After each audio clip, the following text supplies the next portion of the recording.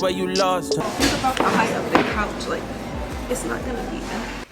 This is the twilight color. It's just a little darker. I don't know. Look.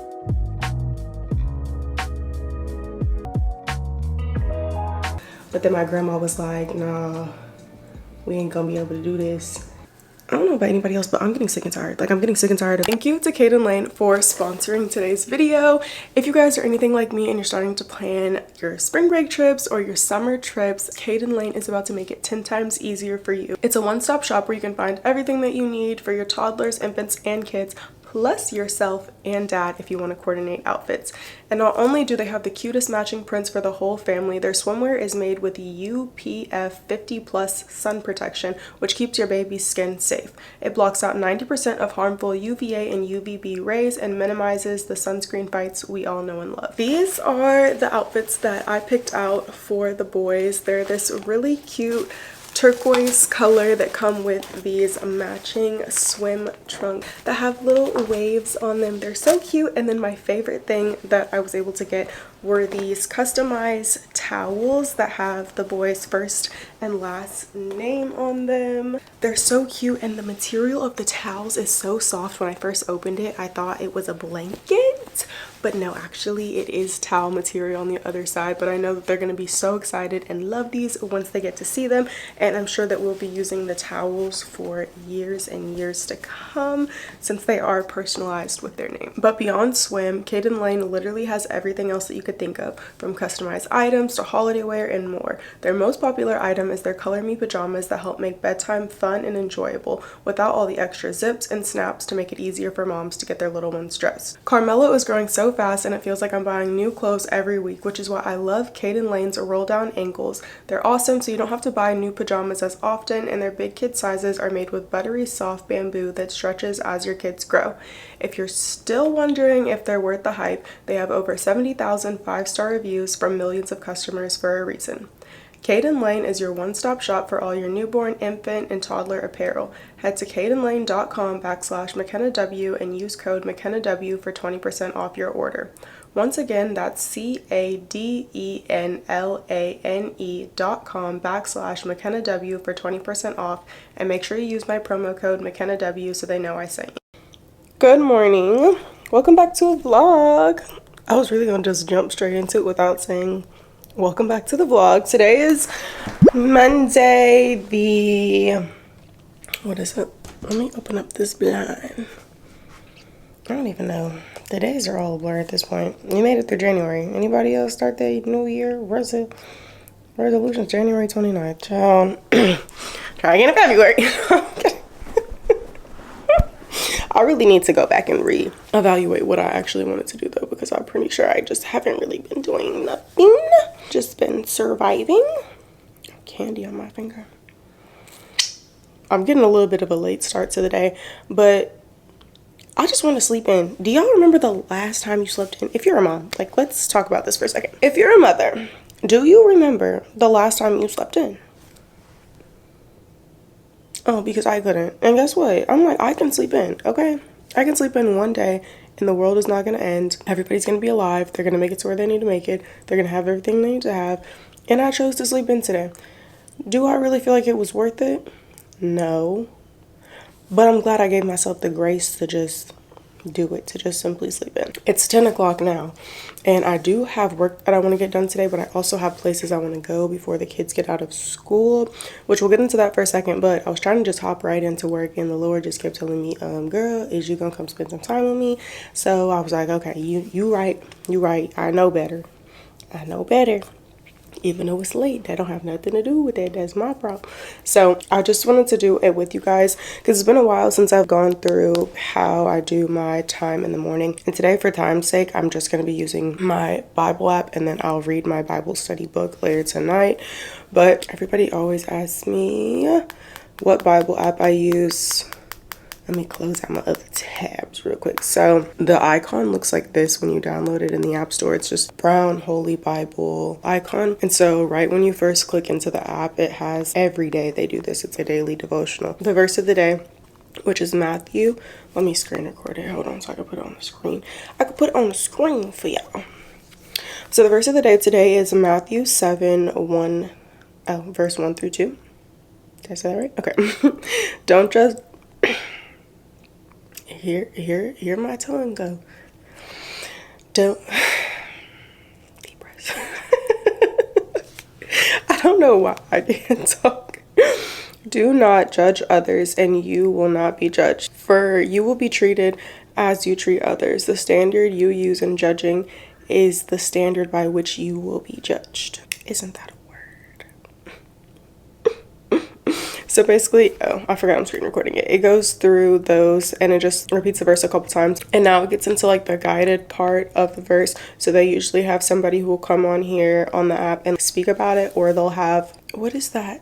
There's another app or YouTube videos that's like super popular in explaining Bible stories. I wish I could think of the name of it, because actually I saw somebody do a sponsorship with them the other day on my Instagram, and I feel like it's important for you guys to know. So I'm gonna try to find it. Here it is. Okay, the Bible Project. If you look up the Bible Project on YouTube and you kind of somebody who wants to learn or read the Bible, but you feel like you don't have a lot of time to sit down and read the Bible, not saying that you shouldn't, because you should read it yourself and sit down and spend time with God. But obviously everybody's busy, and the Bible Project basically is like this fun, interactive. It even has, I think, like a cartoonish or animated visual that goes along with the stories, and you can look it up on YouTube. I don't know where else you can stream it, but I know it's on YouTube, and it basically reads the Bible and summarizes the stories for you. So they'll either have that on here. Solomon, and I'm president of Impact Campus Ministries and the creator of the Bayma podcast. And we're beginning a series on the parables in the verse of the day teachings that we have. And today's little mini parable and little teaching, these teachings are full of images and pictures and stories that help us consider deeper truths. And this one comes from Matthew 7, verses 1 through 6. It says this in the NIV: "Do not judge, or you too will be judged. For in the same way that you judge others, you will be judged. And with the measure you use, it will be measured to you. Why do you look at the speck of sawdust in your brother's eye and pay no attention to the plank in your own eye? How can you say to your brother, 'Let me take the speck out of your eye,' when all the time there's a plank in your own eye? You hypocrite, first take the plank out of your own eye, and then you will see clearly to remove the speck from your brother's eye. Do not give to dogs what is sacred. Do not throw your pearls to pigs. If you do, they may trample them under their feet and turn and tear you to pieces." And we see kind of these three movements in this parable teaching here today. And on all three of these movements, there's a relationship that Jesus is inviting us to consider between yourself and others. And this comes on the heels in the Sermon on the Mount, where Jesus has just spoken about worry. And people like Dallas Willard have done a great job showing how this line of thought is, this isn't just a thought in a vacuum, but this comes on the heels of worry. And worry drives us to use our critical thinking and our critical spirit and direct it towards others. And here, Jesus invites us to direct those thoughts towards ourselves. Be careful, he says, what you do towards others, because in that same way, that same measure will be used on yourself. Be careful when we examine all the little specks in everybody else's lives, the little things, when actually we should spend our energy focused on the things, the bigger things in our own lives. Be careful, Jesus says, that when you would take these things that you hold valuable, these pearls of God's wisdom, and you would project them onto people that don't necessarily find the same value. Always be aware, Jesus says, of how these ideas and how the way that you pursue your life with Jesus impacts other people, and focus that critical reflection on our own hearts and lives. So is that something that maybe we can work on in this very week? Well, I don't know about y'all, but that's definitely something that I could work on. So what I do, I usually have my iPad out when I'm sitting down, but like I said, I had like a late start to the morning, and I really was just gonna skip over this and not do it. But you know, here we are, we're doing the right thing, and that's what counts. So I go to my Good Notes app, and where I have all my Bible journaling that's digital, I usually either will like title it Dear God, or I'll write the date. I'm gonna do the date first. So today is the 29th. And just dating it helps me to remember the time period that I was in if I want to go back and read it or look at something I was talking to God about later. All right, today's verse of the day is Matthew. Lord knows I can't spell, so we're working on that. What was it? I don't remember the exact chapter. And I usually split the screen so I can see a little bit better, so I don't have to go back and forth. 7, verse 1 through 2. Okay, and then I'll write the verse. So it says, do not judge others, and you will not be judged, for you will be treated how you treat others. The last part of the verse says, the standard you use in judging is the standard in which you'll be judged. The standard in which you use for judging is the standard you will be judged by. So I do something kind of similar to the SOAP method, but I don't write out SOAP because I didn't really know about the SOAP method when I first started doing this. So I just usually write the verse, and then the S stands for scripture. So I wrote the scripture, and then the O stands for observation. But instead of putting observation, I just put, to me this means. And then I'll take some time to reflect on what the verse meant for me. And sometimes I'll pause it while I'm listening or while I'm reading the verse and jot down my thoughts. So the first thing that I think about is, collectively, I think a lot of people need to hear this, but I'm not gonna make it about other people because it's not about judging other people. I definitely need to apply this to my own life, in the sense that I feel like I can definitely be judgmental to people that are closest to me, in the way that I will just convince myself that it's me wanting better for them, but I'm actually just like, I'm low-key being a little judgmental. So I think I could definitely work on that, especially what he was talking about towards the end, and basically just saying people are not always where you're at in your spiritual journey, and they don't value or understand the same things. So when we project our views and where we're at in our spiritual journey on other people, or judge them because they're not where we are, they don't see it where we are basically judging them. And I don't know about anybody else, but I definitely don't want God to judge me based on how I judge other people. So again, it's just something to work on and to definitely just keep in mind. And that's why I love doing these and listening to that, because it gives me a new perspective. Because when I first read it, I'm like, okay, do not judge others or you will not be judged. I'm like, okay, cool. I don't really judge other people. But then when they start breaking it down and dissecting the words and like what it really means and making it applicable to different things in life, you start to see it differently. And then you're like, okay, I actually can take something from this. This does apply to me. I do things like that, where I'm like, okay, especially for me in my personal relationship, more so with Aaron. So we're both like on our spiritual journey, and I had access to a lot of different things when I was heavier on my journey, and his more started like when he was in prison, and all he kind of has is the Bible. So although he was on his spiritual journey, I feel like it's just like reading the text, which can be a little kind of like, not, I don't want to use the word boring because I don't want the Lord to strike me down, but it's hard. The Bible is a hard book to digest, and I don't feel like you get every little thing out of it if you don't have something to like listen to what other people are saying, or maybe have Bible study books that like break it down a little bit further for you, because it's just harder to understand. So anyways, sometimes I'll be like, he'll do things and I'll be like, no, would you know what I'm saying? No, would Jesus want you to do that? Or things like that. But I am looking at him, I guess, in my eyes, it's more I want him to be better, but I guess that could come off like, or across as judgmental. So that's just something for me to know about myself. And also I've been feeling discernment about that in general, and just like I'm learning, I need to just start focusing on myself. Like I feel like as like the oldest daughter and somebody who's very mature and responsible, I'm always looking around of how I can fix or help other people and try to tell them, okay, like solve their problems, but tell them basically what they could do to solve their issues. And I need to start just focusing on myself and just pray for other people. That's the biggest thing that I've started doing, is just less talking. Okay, less giving of advice, because who am I to even give advice? You know what I'm saying? Unless it's asked of me.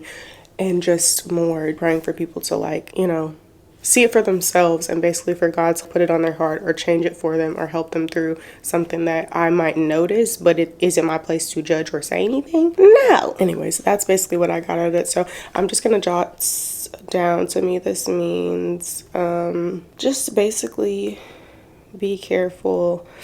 I can't spell. Okay, be careful how you perceive and how you correct them. Focus on.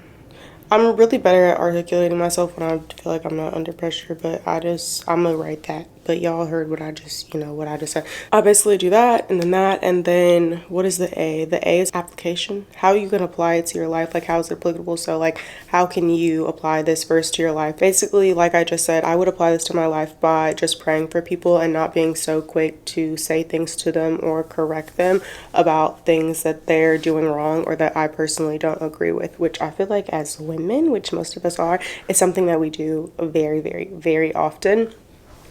So yeah, I can apply this to my life by praying for people rather than judging them or trying to correct them. And then I'll finish it out with a prayer, but I usually do that after I've gone through this whole thing. So once you listen to My name is Mark.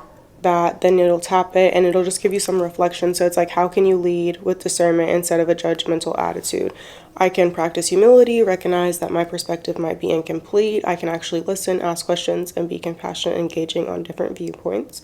Very correct. This will also help you with how you can apply it to your life. So you don't have to write down everything before you get through this. You can kind of just like do it as you go. I can see others through the lens of empathy and understanding that everybody carries their own struggles. I think both of these are good answers, but it doesn't matter which one you pick, but obviously you just click on it and then it prompts you to the next one. And then it has the devotional. So the measure of grace. At first glance, it's easy to misinterpret Matthew 7:1 as a pass to disregard accountability for sinful actions, a license to turn a blind eye to wrongdoing. But when we take a closer look, Jesus' words in the parable aren't an endorsement of moral indifference. The Greek word "some" is translated as judge, which means to form a condemned opinion about someone without knowledge. Jesus isn't advocating against fair and righteous judgment. We know this because in the same chapter, Matthew 7, Jesus tells his followers to judge. So are we to judge or are we to not judge? Jesus cautions against judging others unfairly. We should instead lean on the Holy Spirit to practice good judgment.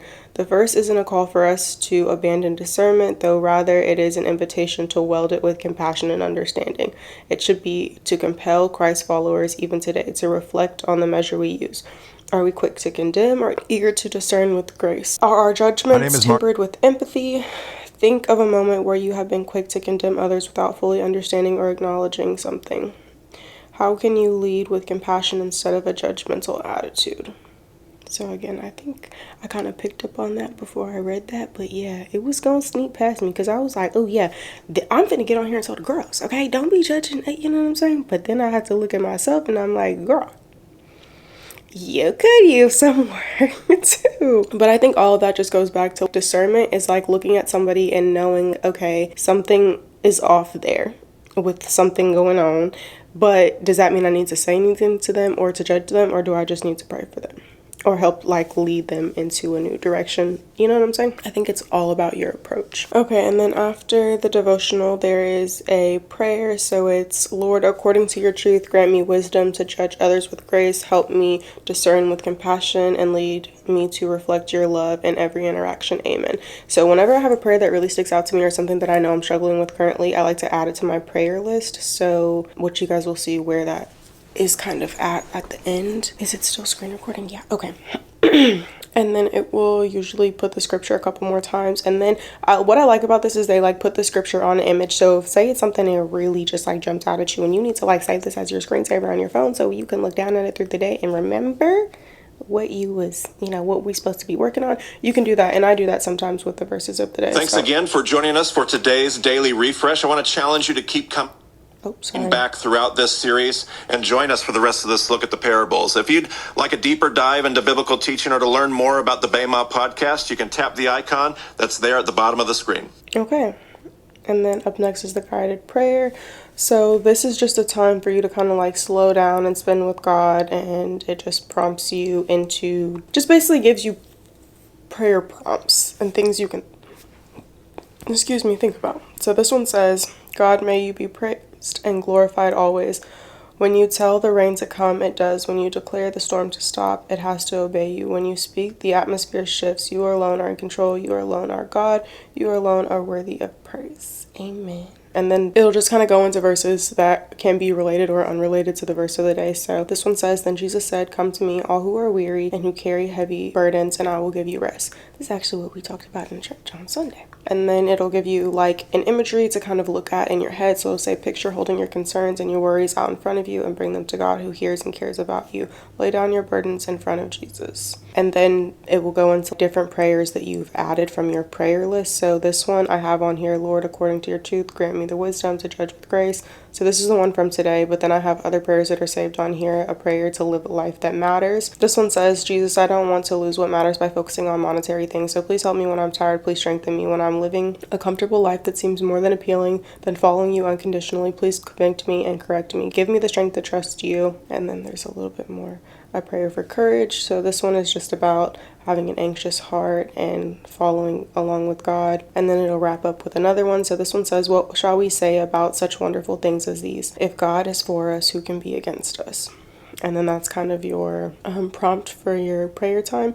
And then after this, I always just will sit either in my journal and type down a physical prayer, or I will pray in my head and then just allow some silence time to hear from God. And it also give you like a little daily refresh streak right here on your phone.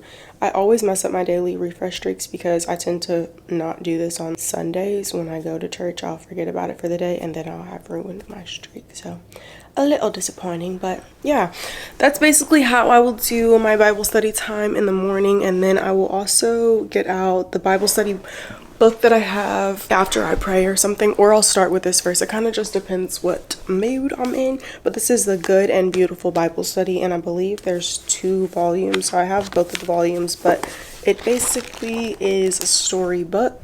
I feel like I've talked about this one more recently, but yeah, it just gives you a story and it gives you the reading and the key moments. I usually will read the full reading because while the verse of the day is nice and it's good, I just feel like there's something about actually reading the Bible that just hits a little different. Like it just really brings me, I feel like, a lot closer to God and understanding his word. So I think the verse of the day is good for digestible bits and pieces, but once you've like advanced from that, adding in reading some portions of the Bible a day, I feel like is a good next step. So I'll probably do this tonight because these can take a little bit longer. I would say to go through the whole verse of the day and really spend some time with the verse of the day, it can be quick and it can take like up to maybe 20 minutes, but some of the full readings of these are like multiple chapters of the book, which is why I will do it earlier in the morning because it can take me 45 minutes depending on how long the chapters are. But then some of them are short and it will only take me like 10 minutes,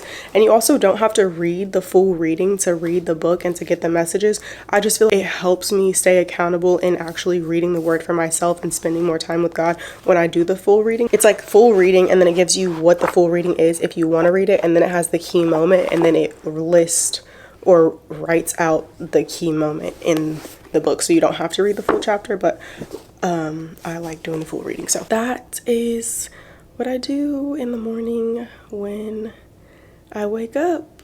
So yeah, just in case anybody I feel like it's been a long time since I actually sat down and like kind of like showed you guys what I've been doing to spend time with God. I also will read this at night too, but I kind of want something different for at nighttime. I don't know, I'm still learning how I pray every night before I go to sleep.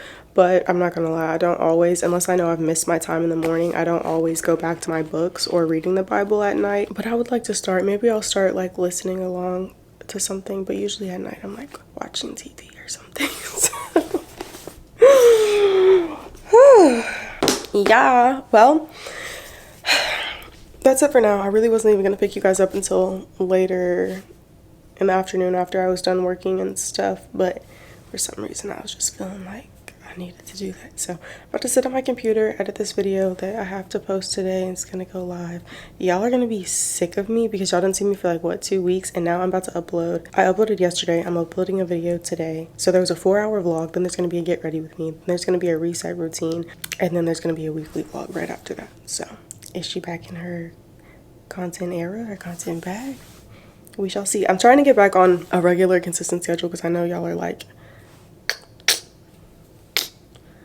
feeling some type of way that I don't be uploading every Sunday at a prompt time anymore.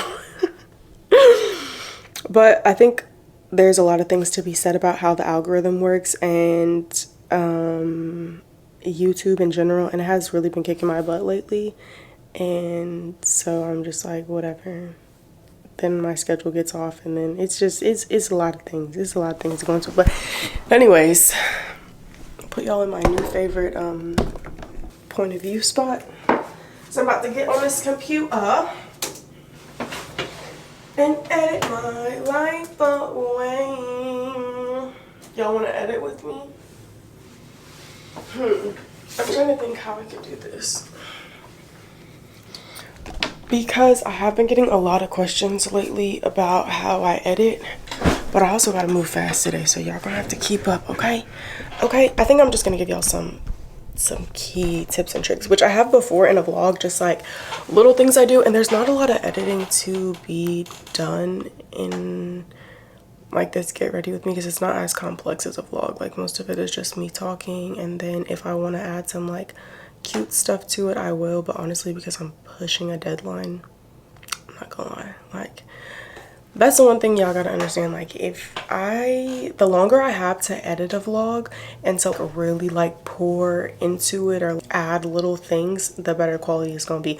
I feel like when I'm consistent, I push out every Sunday, it's like great for consistency, but there will be things that I will overlook or that I'll just like let slide because I'm like, I just need to get the content out. So that's why sometimes it takes a little bit longer, because it's like, you know, if you want to have little cute things or good music and stuff like that. So anyways, I'm gonna just give y'all a brief rundown, and then I'm gonna put you back over there because I don't got time today to edit the whole entire thing. But maybe in another portion of the vlog or something, I will take a day and sit down and edit it with y'all. But basically, I really just use Final Cut Pro. So I go through on Final Cut Pro, and when I'm looking at myself on the, I'll add in a screen recording here too, just so y'all can see what's going on. But then also, hopefully y'all don't see anything inappropriate, because that's the whole point of editing. Really, because I be having the most nip and coochie slips yo, Lord have mercy. Okay, so I imported all my footage in, and then I obviously put the footage into the timeline, and then basically I do an edit where I'm editing out anything that doesn't belong in the video. So like if I have to repeat myself when I'm talking, likes, and okay, I say okay a lot when I first start out the videos or am going to my next sentence. So I just like edit out things like that, and then once I have the raw, okay, this is like what it's gonna be, or like the cut down version of like this is everything that I want to keep in there, then I'll usually export it from Final Cut Pro and go into CapCut. So I'll take what I edited out. It's just because personally I like editing better in Final Cut Pro for the smaller stuff, but the effects in CapCut are unmatched. And there's so many editing tutorials on TikTok that you can watch to learn about CapCut, and I swear they'll do like such a better job of explaining it than me.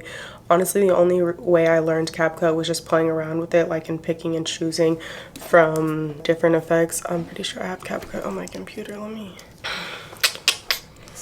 It was like updating the last time I tried to get into CapCut on here. But anyways, I like doing that. And then also I have like, I'm sitting at my desk while I'm editing, but once I save it and then I put it into CapCut, then I can edit it on my iPad, or I can edit it here on the computer or like one of my other computers, and it's a little bit easier. You go into CapCut, you can just like look around at all the stuff they have in here. Like they have so many different text, they have different stickers, they have different effects, they have different transitions, automations, filters.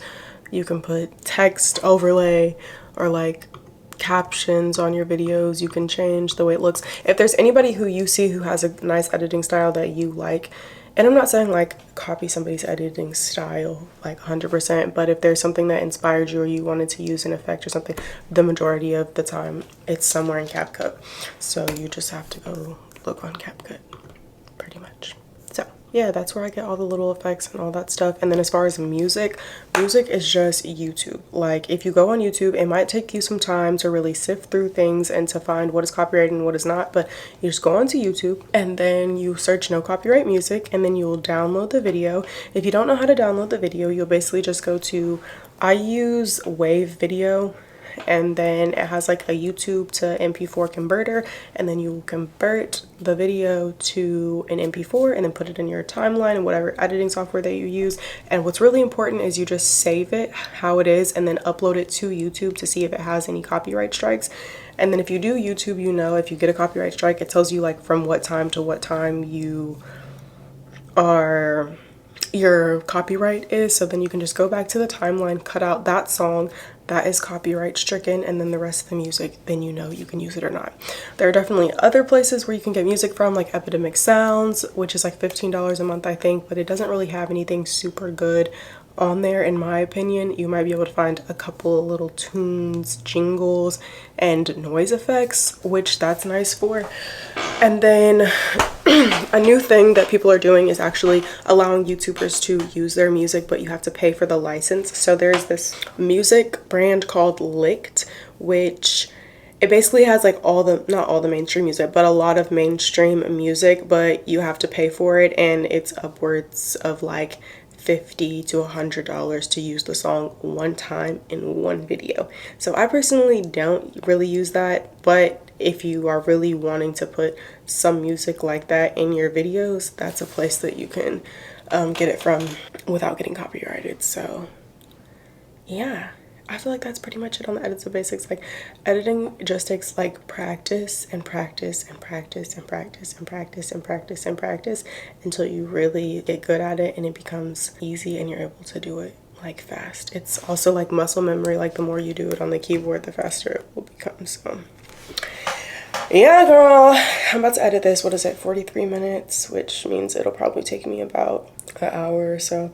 I'm probably not going to add any special effects or anything onto it, honestly, because I have other things I want to do today. And we have tomorrow's an exciting day, and so I really wanted to do this DIY project. I want to like make a coffee table for the living room, but we'll get into that if I have some time. But let me hurry up and finish these, so that way hopefully we have time to run by Home Depot and Lowe's and like get into all of that. Okay.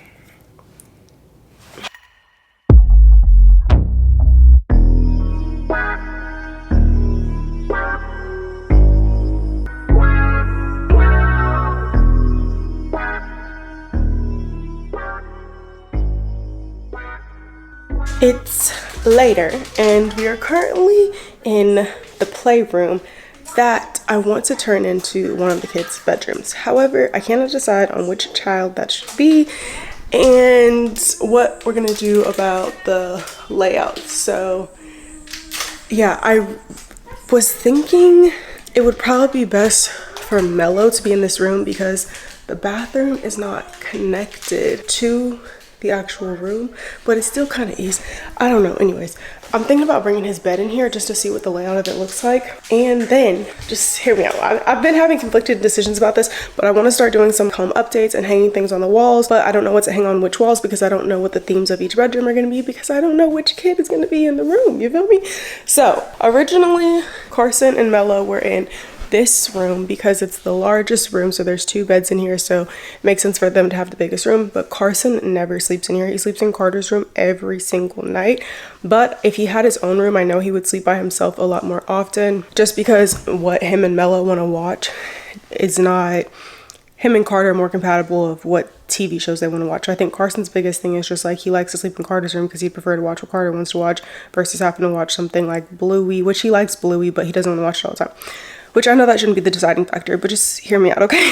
I kind of want this to be, if they're all gonna have their own separate bedrooms, I kind of want this to be Carter's room because it's the largest room, so I feel like it makes sense because he's the biggest. However, I don't know if I'm ready to make that complete switcheroo right now because I don't even know how we'd have to take Carter's bed apart to bring it in here. But then I was like, okay, we could leave that bed in there and then use one of these beds for Mello's room, take that in there, and then get Carson a new bed, or get Carter a new bed, and then that bed in that room would be It's a lot of math, but I just feel like as the oldest, Carter needs the most space. He'll be the one who has friends over the soonest and stuff like that. So I do kind of like that there's still 2 beds in here, if that makes sense, because if he has friends and they want to sleep over, I want there to be an arrangement where the friend doesn't have to sleep on the floor but doesn't have to sleep in the same bed. So I don't know what to do. I'm just very stuck because yeah. Or I could move Mellow stuff in here, but I'm like, does it make sense? Because Carson keeps telling me that he wants his room to be the room that's across the hall where their playroom is now. But I'm just like, which is fine if he doesn't mind being in that space. But I feel like in his head, he just wants that to be his room because that's where all the toys are. And that we did that at one point. That was Carson's room and all the toys were over there. But then him and Carter were always fighting about, oh, this is my room. These are my toys. Blah, blah, blah, blah, whatever. So I don't know. And then I thought maybe going back to having, I don't know, Carter and Carson share a room, because they always have and they like sleeping together anyways. And I know that they all have their own room. They're all gonna say, oh, well, can I sleep in his room tonight, or can I sleep in his room tonight? So they're not at the age yet where it truly matters, but I do want to start decorating the room. And here I want to paint these beds. But if I'm going to move one of them over to the other room where Mellow's going to be, then I don't want it to be black, because I was going to paint these beds black. And then we're going to paint the walls in here like a faux concrete gray or lime wash gray color. And then if it's Carson's room, it's most likely going to be like more leaning towards the basketball theme, but kind of like Space Jam. So still like cartoony young vibes, but he's like super into basketball. And then Carter, they're both into both things. So it's just hard because it's like, oh, I don't know what to do. I know if we do Carson's room basketball, then Carter's going to be like, oh, I want a basketball room. But we have all the Marvel stuff in the other room right now. So I just feel like it's only a decision of where they sleep. So I don't know why it's so hard for me. But Aaron's like, just leave it how it is now and don't move it. There's nothing wrong with what's going on. Like you're trying to fix a problem where there's no problem. But I don't know. I just don't want Carson to feel like he's stuck in the middle and have middle child syndrome, because I feel like that's what he's in right now. He doesn't want to be in here, even though this is his room, because Mellow's in here and Mellow's younger. But then Carter's room, so it's Carter's rules, and then he sleeps on the bottom trundle, and I just, you know, I don't want to squish him in the middle, so I want to give him the choice of having his own space.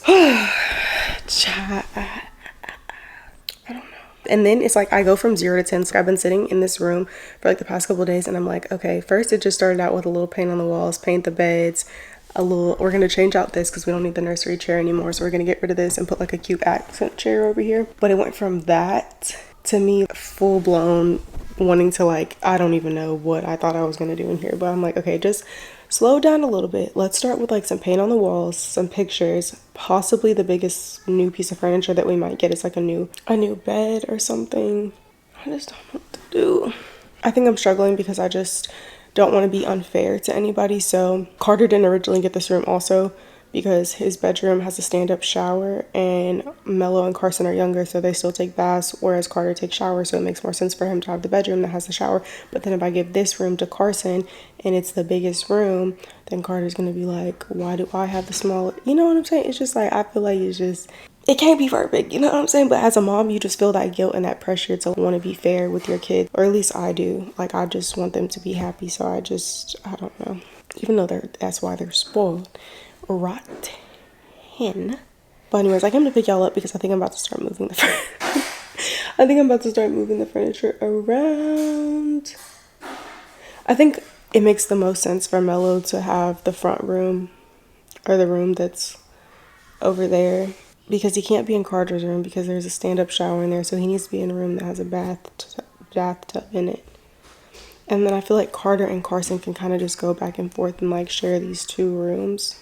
But there's so much, there's like so much space in here, so I'm just like, should Carter come over here? And then it's like Carter has the perfect bed for a basketball themed room.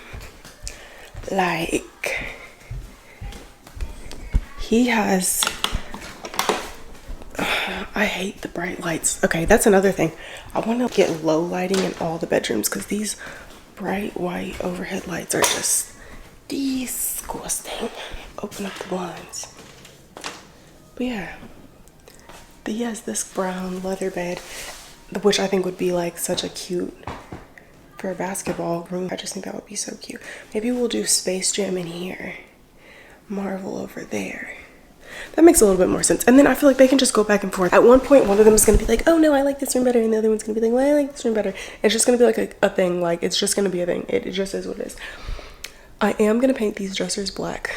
I am convinced, and I have paint, so that's one of the projects that I actually want to start on this week, but I'm just trying to like map everything out in my head before I break out the paint supplies. And I don't know if I'm gonna paint them in here or if I'm gonna get Tarte and paint them inside the bedrooms.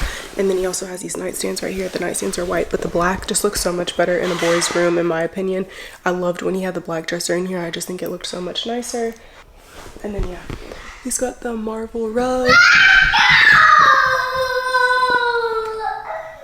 Oh yeah?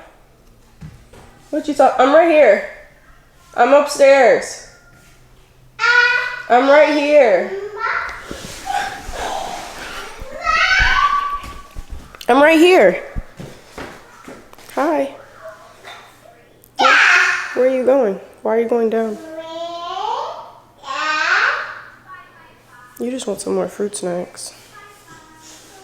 Yeah, I already know. I already know what you're MO with. Buddy. Okay. Let me stop talking and let's get to moving. But also I'm like, do I leave 2 beds over in that room so then Carter and Carson can both sleep in there if they want to switch wherever they want to sleep? And then do I get a different bed for in here? And then let me just turn y'all around. I don't know what to do with this. If I should leave it here or if I should put it over there or if I should put the bed over there and put this over there. But then this will be blocking the blinds. But the bed will go underneath the windowsill. But I don't want him playing with the blinds.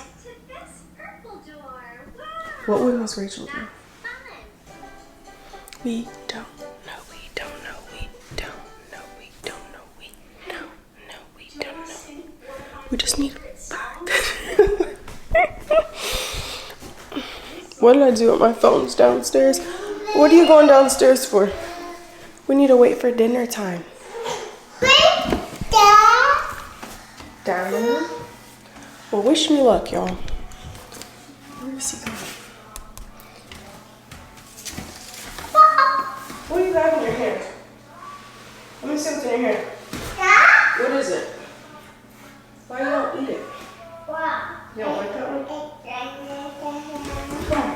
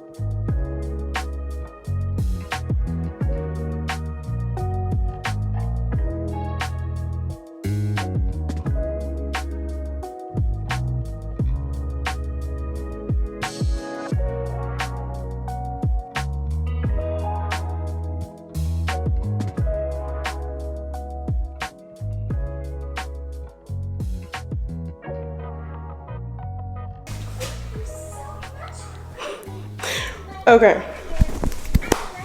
My other thoughts. I'm gonna take this out. I'm gonna put the ball pit at the bottom of the slide so he doesn't slide and hit here. And then, yeah. The only dilemma with this setup is there will be no dresser in this room because the toy shelves are in here. So then I'm like, okay, well, where do we place clothes? I don't know, unless I get dressers and put dressers in here, but it's like, because the closet is gonna have to be separated, conquered, and divided, and the toys are gonna have to go in other people's rooms, because this is what the closet looks like right now.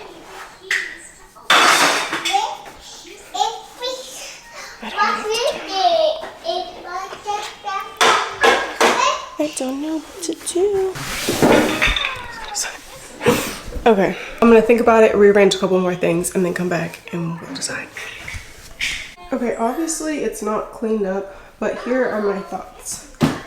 I think I wanna move this back over here and put the bed over here, because I just don't like how it blocks the window like that.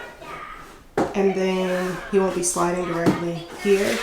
But also I think I am gonna get a dresser and put it here.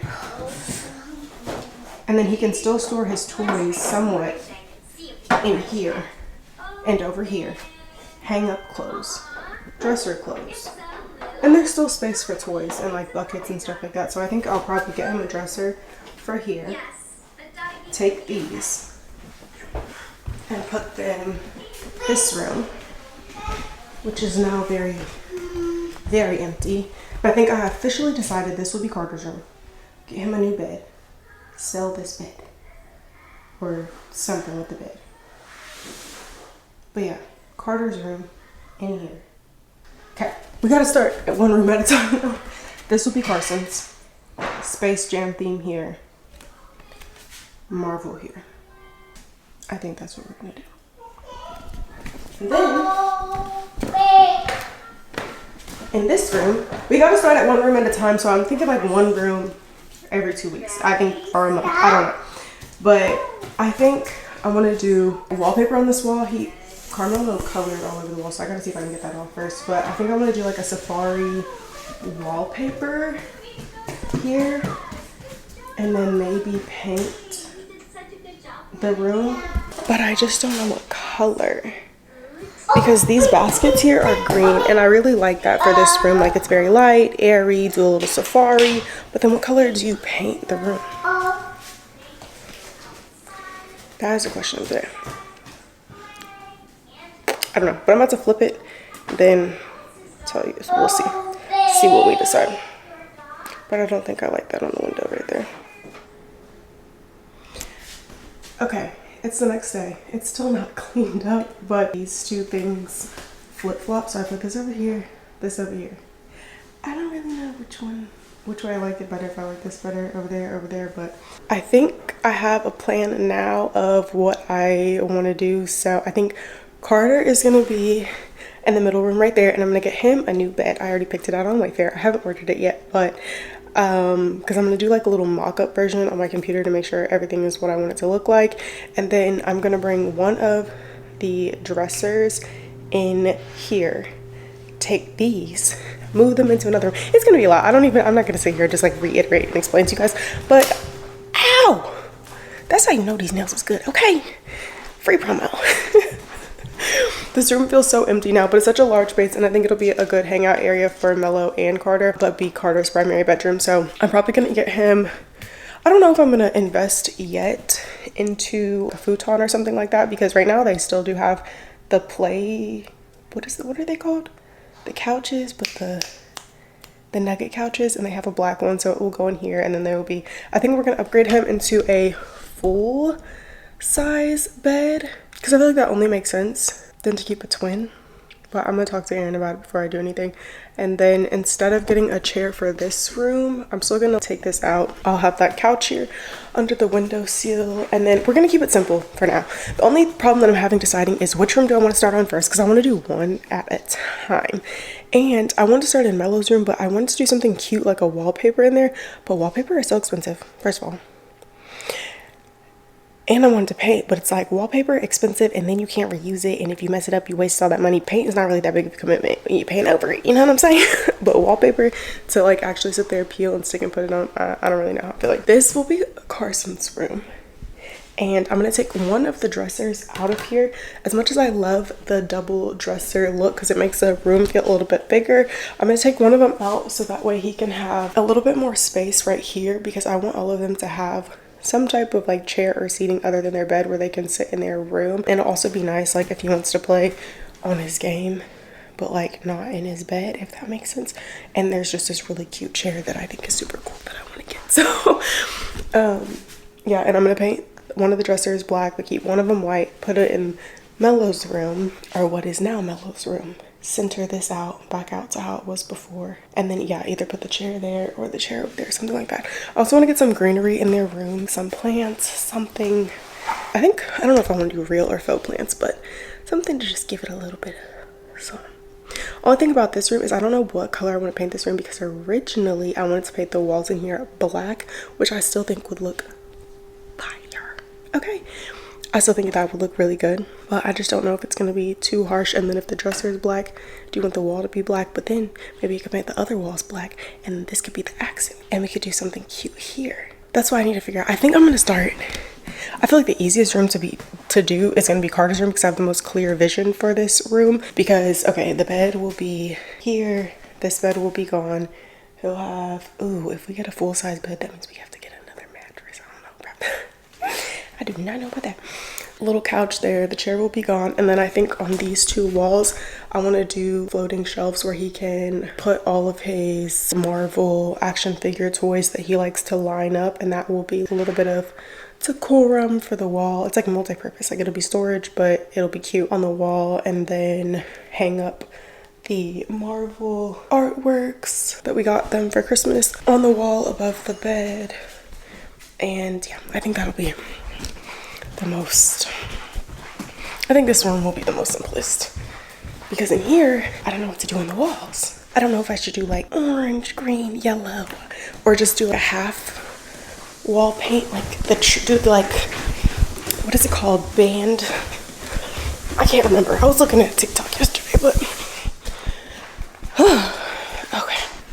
Do you want them tossed in the sauce, or are you just gonna dip it in the sauce?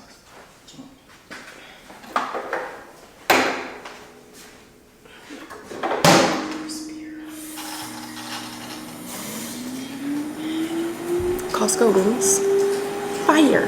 We already need to go back to Costco. Has it been a month? I don't think it's been a month. Anywho, pausing on the kids' bedroom makeovers things, because I don't know if we're gonna start that. It's already, well, it's only Tuesday, but Tuesday basically means it's Wednesday, which means Wednesday means the week is over, so you know what I'm saying? But right now we're actually waiting for the pool guy to get here, or one of the pool consults that we're getting. So the first, let me sit down because my arm's gonna get tired. Also, don't mind the background, but I told y'all last week, and I think in the beginning of this vlog, that we are doing pool consultations this week. So the first company that's coming out is the True Pool Company, and they basically do fiberglass pools, which are the pools that are already like basically made. They just dig them and then drop them into the ground.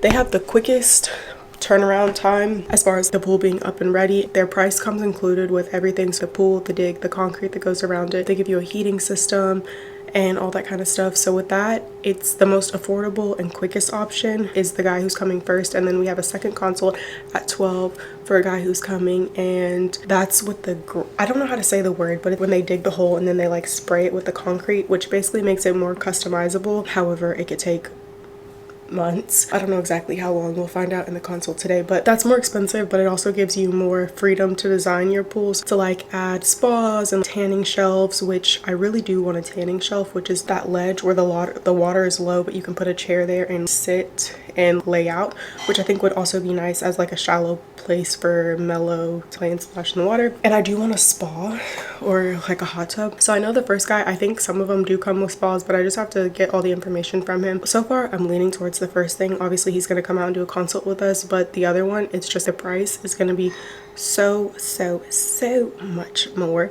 And I'll tell you guys whatever we decide, or I could just tell you right now, it doesn't matter. But pricing for like a super large pool from the fiberglass company, which is the True Pool Company, for the largest one they have is $76K, and that's with everything included. And then the other guy, he's like starting out at 120 if you want a spa for a larger pool, and then that doesn't include if you want to do any add-ons, heating, the concrete around the pool, water features and stuff like that. So sorry, I'm trying to see if this is the guy he was texting me earlier. Okay, it's not. But anyways, yeah, that's what we're doing today. So I'm gonna film while he's here and we're talking to him and we are walking around. The only thing that they've asked us to have is the survey for a lot, because in order to get the permit they have to have the survey to make sure that we're putting the pool in the actual bounds of the property that we own. So yeah, I'm excited. I really think we're gonna end up going with the first option because it's just more affordable and it's quicker, which may not be the best option long term. Well, I don't really know. I feel like it'll be fine either way we go, but both of the pools will come with the warranty and stuff like that if anything happens. But I'm leaning towards more the quicker, you know, I got in trouble last time with the cheaper option with the concrete, but this pool company, I've actually seen another influencer on TikTok use them, and that's actually how I found out about them. And so yeah, here we are now. But anyways, I really want the pool to be up before the summer and I think the fiberglass is the best option.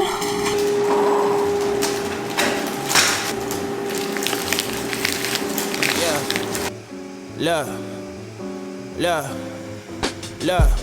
I pity that step to me though. Flow too clean, I'm bite by new tuxedos. Been this shit since now later popping and buying hot Cheetos. The free throw, easy. Please believe me, baby. Bought a Tesla, bought a Rolex watching. I ain't dreaming, baby. Scheming, maybe. Dina raised me.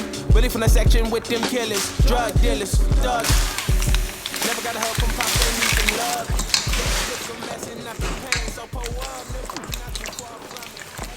These are quite literally the best frozen wings I've ever had. They're in a black bag at Costco. I was actually gonna make these for dinner, and then I was like, can you make me some wings? I was gonna make wings and cheese fries.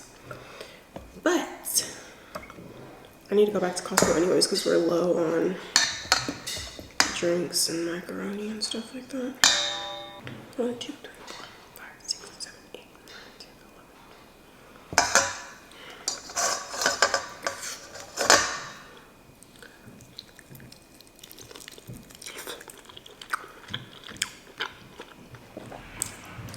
If you don't like busball sauce, they're good, just plain.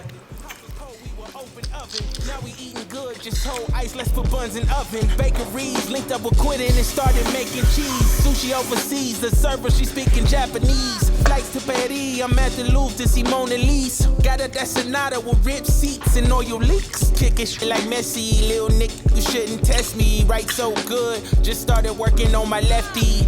I'll be climbing up the charts if these let me. Getting everything that's mine, I'm charging. I think I have chicken all in my teeth now. Okay, so I'm gonna talk about it and insert some clips while we're doing it and a little bit of the audio here and there so you guys can see what the pool contractor is basically talking to us about. So we have decided on the pool contractor we're gonna go with. We had 2 people come out. I didn't get any footage from the second guy because they actually ended up overlapping the times that they came, so they were both here at the same time, which was a little bit awkward, but let me just break it down for you. So we decided to go with a True Pool company, which is a fiberglass pool company. And we decided to go with fiberglass pool because they have the better lifetime or lifespan of a pool. So instead of having to redo the pool in 10 to 15 years, if we were to get an in-ground pool, like a dug pool where they make it with the concrete and all of that stuff, you would have to redo that at some point, and it just has a lot more potential maintenance problems, and it's more expensive, and it would take 3 to 6 months depending on once they got in the ground and everything that they saw and building it out, doing the 3D plans. I think getting the permit from the city takes a little bit longer doing that process too, as opposed to the fiberglass pool. So the pool company that we're using, no, I'm not getting any money off this, okay? I'm just, if you want to know, I'm just gonna tell y'all, because they actually have some, for a pool, like affordable options, and I do believe that they have financing, or they can connect you to lenders. We're just gonna pay for the pool in cash, and the total cost for the pool and spa, because we're gonna get a pool and a spa that we're gonna get, is going to come out to a whopping total of $95,500. So in that, pricing includes, I'm looking at the estimate sheet that he gave us. So basically the pricing includes 320 feet of square footage, which is basically going to be the decking that's going to surround the pool. We can have him do more or pour more concrete if we wanted to, but that includes the concrete, that includes obviously the dig, that includes the pool pump, that includes the lights, that includes a heater, which we ended up going with a larger heater because the pool we're getting is larger and it'll be able to heat quicker. And it's just the bigger heater was bigger for the better pool. He was telling us, so he was like, yeah, okay, we're gonna get that. And then what else does it include? And then we also have a slope in our backyard, so there is a price difference for that because they'll have to level it out and pour more concrete or build it up, I guess. So the pool size that we're getting is gonna be a 35 by 17 foot wide. They do have one that's a little bit bigger than that they just came out with, but it's not going to get shipped to the US until late May. And it has a tanning shelf in it, which I personally did want a tanning shelf for me to be able to lay out, and then also for Judah to be able to like play. However, the tanning ledge takes up a lot of space in the pool, and I think we'd rather just have the free space instead of the tanning shelf, because we can obviously lay out right beside the pool or get on a floaty and float in the pool and lay out and all that kind of stuff. So we opted for a pool that was already in stock so we can get the pool as soon as possible. So as everything goes as planned, the permit for the city takes up to 3 weeks. So we're going to start working on the permit next week. So we should be able to get the permit by either the last week of February, the first week of March. And then once we get the permit and we're good to go, it should take 3 weeks to do the full install. So we should be swimming by very latest first week of April, which I'm so excited about because that's going to fly by. Like 3 weeks for a pool, come on. I mean, it's 6 weeks because we have to wait on the permit for the city, but besides that, yeah. Do you have any options that have spas, or with these type of pools they don't? You can add a spa to a pool. Adding a spa, by the time we raise it and do a stone wrap on it, it's going to be $20,000. And then also included in the price was the spa. So the spa made the entire total $20,000 extra because that's how much the spa was. And I'll insert a picture while I'm talking to you guys of basically the layout of what the pool is going to look like, but we're going to center it with the concrete that we already have poured, and then we're going to put the spa on the back side of the pool. We don't know which way we're going to flip the pool yet, if there's going to be stairs from when you walk out to walk down, or if we're going to put it the other way. The thing with that is you don't want the pool pump to be too far away from the deep end of the pool. It has to be within like 50 yards or something like that. So flipping the pool would just make it be pushing it a little bit.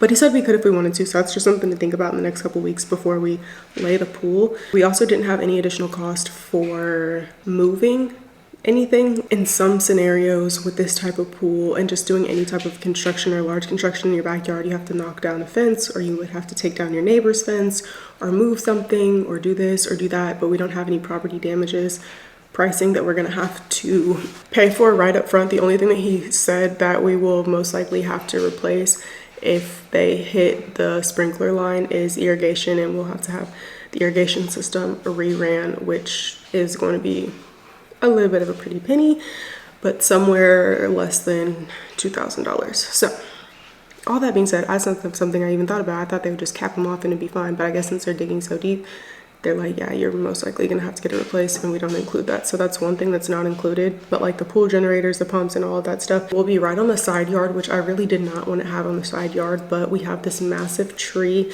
that is on the side of the house, and they said unless we cut down the tree or we kill the tree, which we don't want to do, they don't have any choice but to move the pool equipment a little bit further out on the side of the yard. So we're gonna have to get something to kind of just sit in and make it look cute, I guess. So yeah, that's excavation, backfill, water features. We're not doing any extra water features or anything like that. Then the decking, like I said, that's included. I'm trying to think. If you guys want any other further of a breakdown, let me know. 72 is the base price for that huge pool. Yep. And then adding spas is 20. But I'm pretty sure that's the base price of the pool that we got was $70,000, and then the spa, we added the spa and then all the extra fees. We decided on a color. I wish we would have got some clips of the actual pieces that he showed us of the fiberglass, because they basically, the company is True Pool Companies, but the pools that they use are Aquatex, and they're made out of fiberglass. It's like a lot thicker and more durable than the other ones on the market. Yeah, and these pools are absolutely, dude, they're good. Very, very, very good. Yeah, what's the lifetime on the pool? It has a lifetime structure. Okay. I didn't know if you had to replace it after. No. Okay. These pools will way outlast us. I mean, I'll show you. They're extremely well built. All right, you want to run it this way? Yeah. You want to run it long way? Okay, very good. And they all have a lifetime warranty, so we don't have to worry about, it's covered. If something happens to the pool, then it's, you know, it's going to be covered. But This is the color we ended up going with. I personally don't really like the color that much. I'm not in love with it, which I know when I tell you guys, you're gonna be like, well, don't get it yet, but it's okay. Aaron likes the color better than I do. This was one of the colors that he picked. So we're going with this color, which is the Horizon. I personally like the Twilight or this color better, but I guess that's kind of meeting in the middle essentially, and that's what they had in stock. Anything else we were gonna have to wait until basically June, and then we wouldn't even have the pool and probably be swimming until July. And is it something you should rush? No, but it's also not that big of a deal that I'm like, this is what the color of the pool will look like. This is the Horizon color. This is the Twilight color. It's just a little darker. I don't know. Let me, if I can show you guys which, if the pool is in here, I'll show you guys exactly which pool we're getting.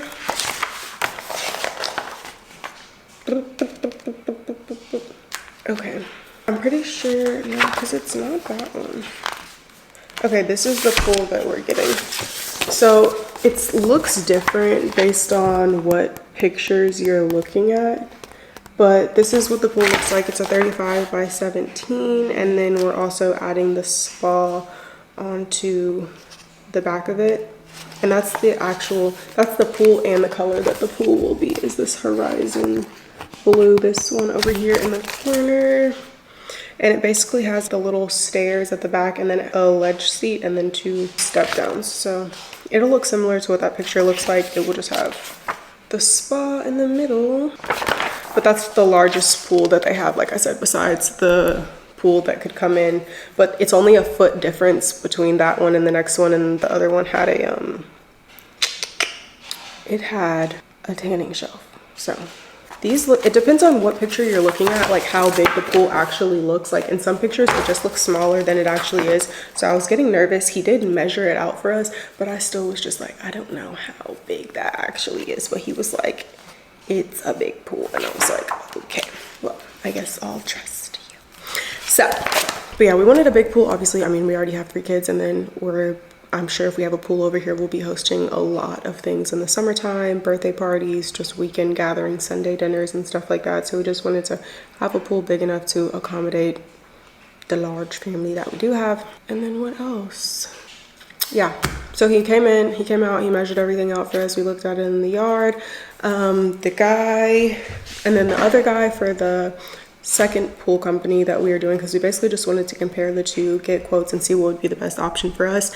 And with that process, like I said, it's just a lot longer. They would have to dig. It's more expensive because they're doing more labor, they're using more materials, but it is more customizable. So if you want a pool where you can have different water features and you can make the shape custom to whatever like you want it to be, and there's just little things like that that are important to you, that's an option as well. The only thing about it is he was just like, yeah, you might have to drain the water and like repatch it and do other things in about 10 to 15 years, because basically the water that soaks into the soil from rain and just weathering will erode the concrete to a degree at some point. So hopefully everything goes well. The only thing that he said that would delay the process, or might happen because it's like a toss-up with Dallas, is if there's rock beneath the soil and they have to drill out the rock. And he said it doesn't look like there will be, because I guess you can tell based on how tall the trees are.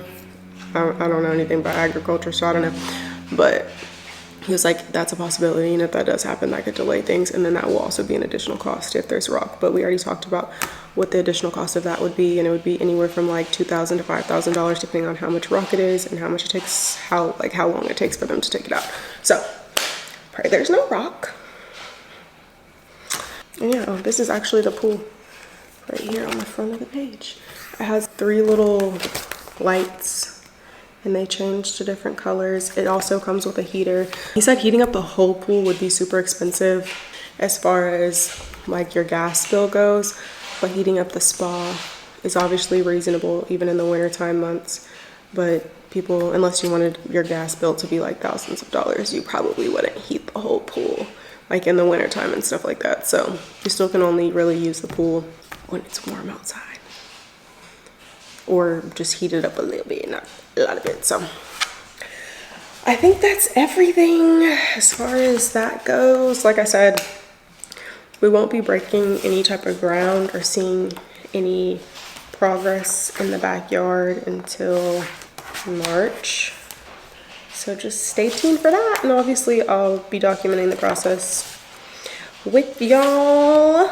Oh, and then we also talked about a safety fence and stuff like that, but we'll talk about that once we get into the process of getting the actual pool dug and all of that good stuff. So yeah, I think that officially means, I don't know if I've been talking to you guys about it, or maybe I was early in this vlog or last vlog, but we had potentially thought about moving and just finding a house that already, has a pool. And we looked at a couple places on Trulia, and we were about to reach out to our realtor to have her schedule some stuff for us so we could go look and see what else is out there that's a little bit further out. But then on the drive to church, we were talking about it, and we were like, did I already tell you guys this? I literally cannot remember. But on the drive to church, we were talking about we would have to change churches, because if we move any further from where we are now, like further south or even west or east, the commute to church is already a drive. So we are not going to drive an hour every Sunday probably to church. So we were just like, no, it's probably best that we stay here and just make the best of what we've got. Ideally, like I said, their lot next door is available. So we are in the process of trying to work on getting that as well, which I don't think we'll do anything with the lot next door if we're able to purchase it for a while, like nothing else probably this year. Like the pool is going to be, that's going to be Mello's birthday present, okay? We'll be having a pool party in the back. But if we could just have it to save it for later down the road when we do want to expand, that would be nice. And then we back up to the creek, and the next door lot actually is creek front. So our lot, what we own, is right above the creek. So not that we would build a structure on the creek or we would get in any kind of trouble for being down there or anything, but the other property goes all the way down to the creek bed, like right before the edge of the water. So it goes out 200 feet more. But the boys can get a city and country vibe, okay? Play in the creek, ride on their four-wheelers, and then we live in the city still. So I think all in all, we really lucked out when we found this property, and I really think that everything happens for a reason in God's timing. And like, it's the perfect mix of everything that we want. Is it on like 10 acres? No, but we have family who live in like Tyler in the country, and my dad has a lot of properties and acres that are just like 45 minutes outside of where we live. So if we needed land or wanted to go adventure, do whatever you would do on land, which I don't really know besides ride ATVs, because I don't plan on doing anything farmering. I don't plan on farmering, maybe a little garden, but we have places where we can go. So I think for now, this is going to be where we stay. So anyways, we just watched a movie on Amazon Prime, and it was called Roleplay. If you don't have anything to watch, I would say check it out. It wasn't bad. I think it was free. If it was free, I would say watch it. If it wasn't, then no. It's apple juice, not beer. So that's pretty much the agenda for the day. The kids have basketball practice tonight, so it's just gonna be kind of a slow evening. I think tomorrow we're gonna be getting out of the house, going to Home Goods, going to Lowe's. I know I talked to y'all about my DIY coffee table I wanted to do, and we were gonna go this morning, but then we were just like, we'll just go tomorrow. So tomorrow we're gonna go get the supplies that we need so we can make our little DIY coffee table, and I'm gonna start with that before we get into the kids' room renovations, and just spend the rest of this week really narrowing down what all changes I want to make to the boys' rooms, because I am still nervous just about Mello being in that other room without the door on there, which he knows how to get in and out of the bed at this point, so it doesn't really matter anyways that the door was there or not. But we'll just see how it goes for the rest of this week, and then we'll probably start making purchases. I think I'm going to start with Carter's room, because like I said, that's the most, in my brain, that's the simplest thing to put together. We'll go get the paint. I think we're going to try and paint the walls ourselves. Originally, before, when Aaron wasn't here, I was going to hire painters, but I feel like between the two of us, we can figure it out. Like, if it's paint, if we mess it up, we can paint over it, right?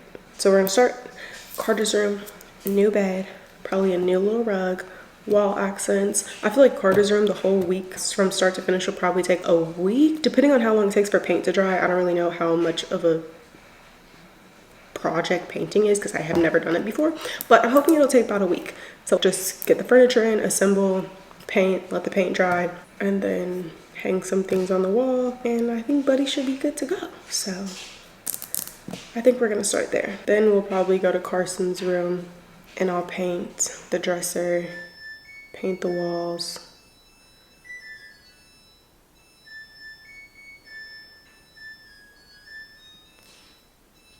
You thought it was gonna be over? No.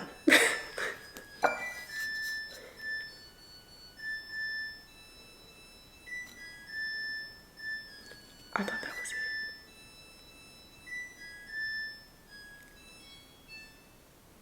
That's way too long. Mute. I think you can mute it on the dryer, but yeah. I'm not cooking. Well, I guess I don't have no choice. I do have to cook something for dinner tonight. But I don't know if I got salsa or not to make tacos, because that's about the only thing that's looking like it's gonna be on the menu. Unless Aaron wants to get something to eat when he's coming home from practice. Oh no, yeah, I definitely. I have some Taco Bell sauce. Probably just gonna make tacos. That's nothing special, just ground beef and some taco seasoning, and that's about it. Just be hanging out and chilling for the rest of the day. Cause your girl don't got nothing else to do. Oh, see? Oh. So I will see you guys probably tomorrow morning when we're getting out and about the house. We're going for Home Goods, probably just to look for little accent and decor pieces for these bookshelves in here. And then, yeah. Days so body. So if something else interesting happens, I'll come and let you know.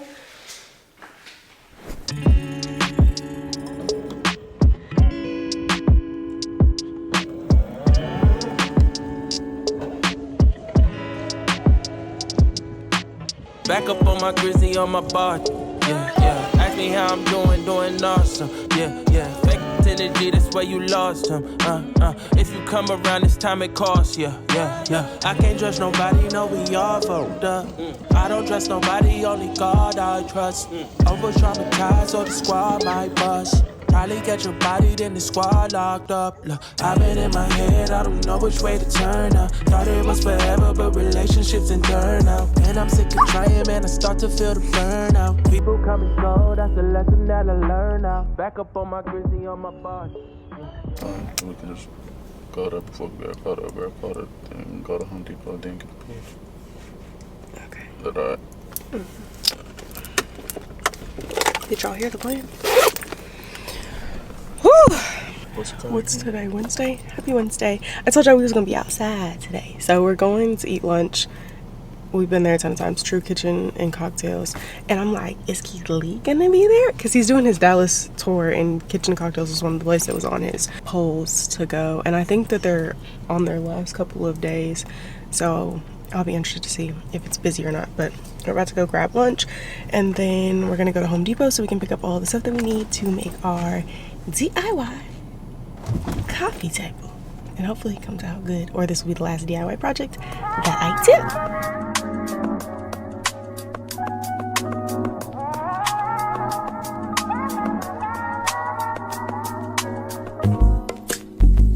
It's not that I don't want you here. It's something about the way you stare into my eyes. I know that I don't make things clear. I fall for you every time I try to resist. We can get away.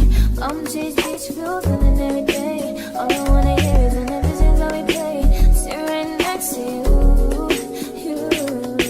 I try not to show how I feel about you. Think I wish away. Really wanna, I just wanna get away. Sit right next to you.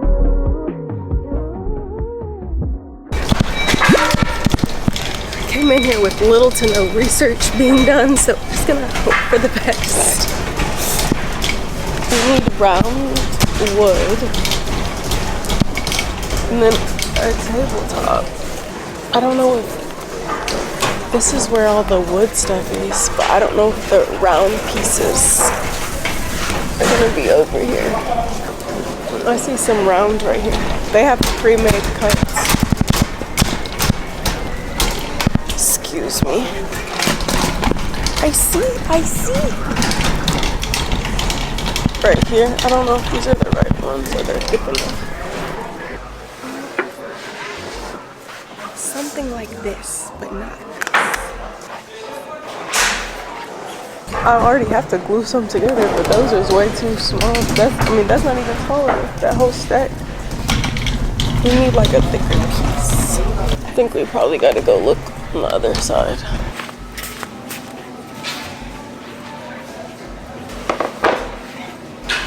What is that supposed to be, the bottom? That's the base.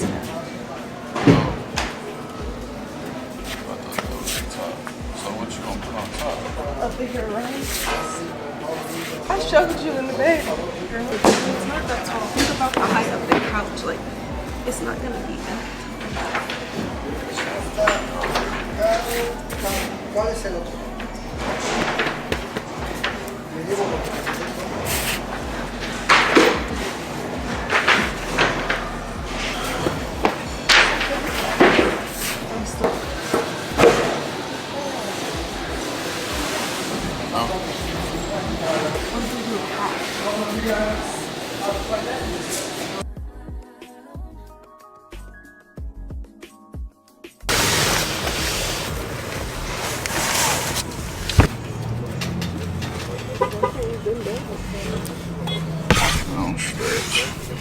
The DIY projects, you're not saving any money. Please order it off of Amazon or Wayfair.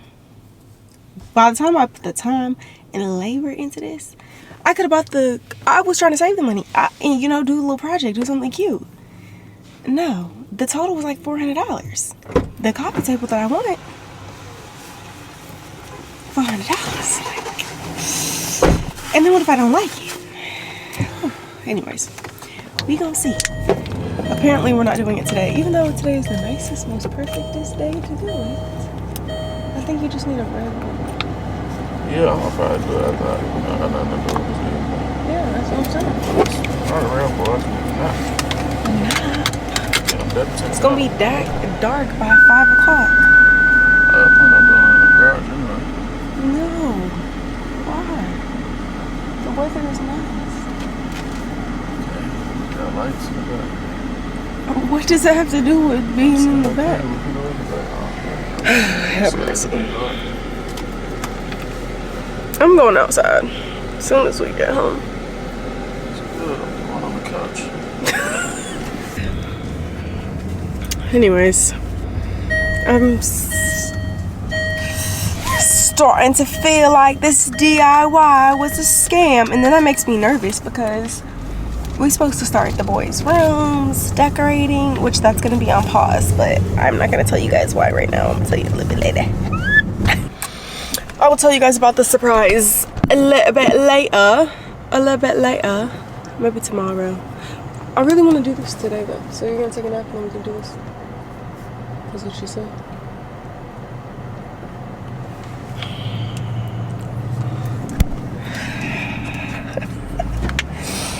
But you be changing your mind. But today is your only free day since you're booked and busy from the rest of the week. I really can't wait till all my shit starts.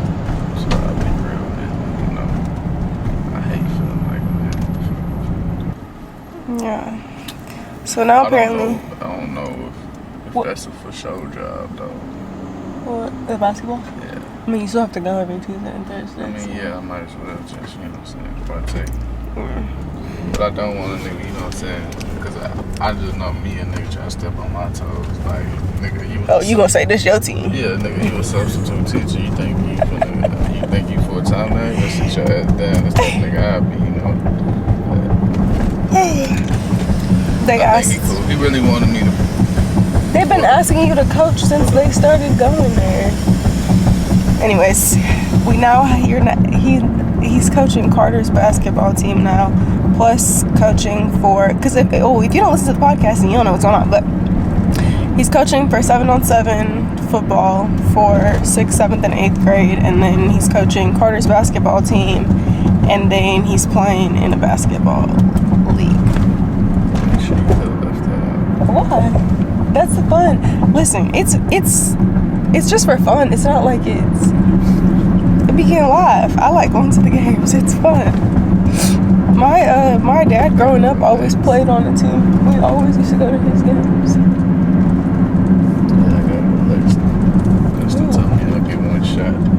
They said you get one shot? Oh, to do what? You didn't do anything bad last year. No, apparently he thinks that I was the cause. I didn't play last year. That was the year before. That was the year before that. You didn't start that? That was the year before that. You weren't even in the original fight. That wasn't that it was one of them, Destin or Justin, that started the fight. Justice don't play. He wasn't there. Whoever. It was one of them that started the fight. Yeah, but that's why he didn't let me play last year. But you didn't have nothing to do with that. I know. I'm just saying. Y'all can look that up. It's on Twitter. That shit was actually funny as hell. They got into like this big ass fight on the basketball court, and it went viral on Twitter. What was that? Was that 2021? Yeah, I don't remember. But y'all only played 2 games, and then they got kicked out the league because of that. Nah, they had played more than that. I came. Oh, yeah, they just asked them to play because they didn't have enough players, but they ain't never played that specific team. It was like a team of Hispanic boys, right?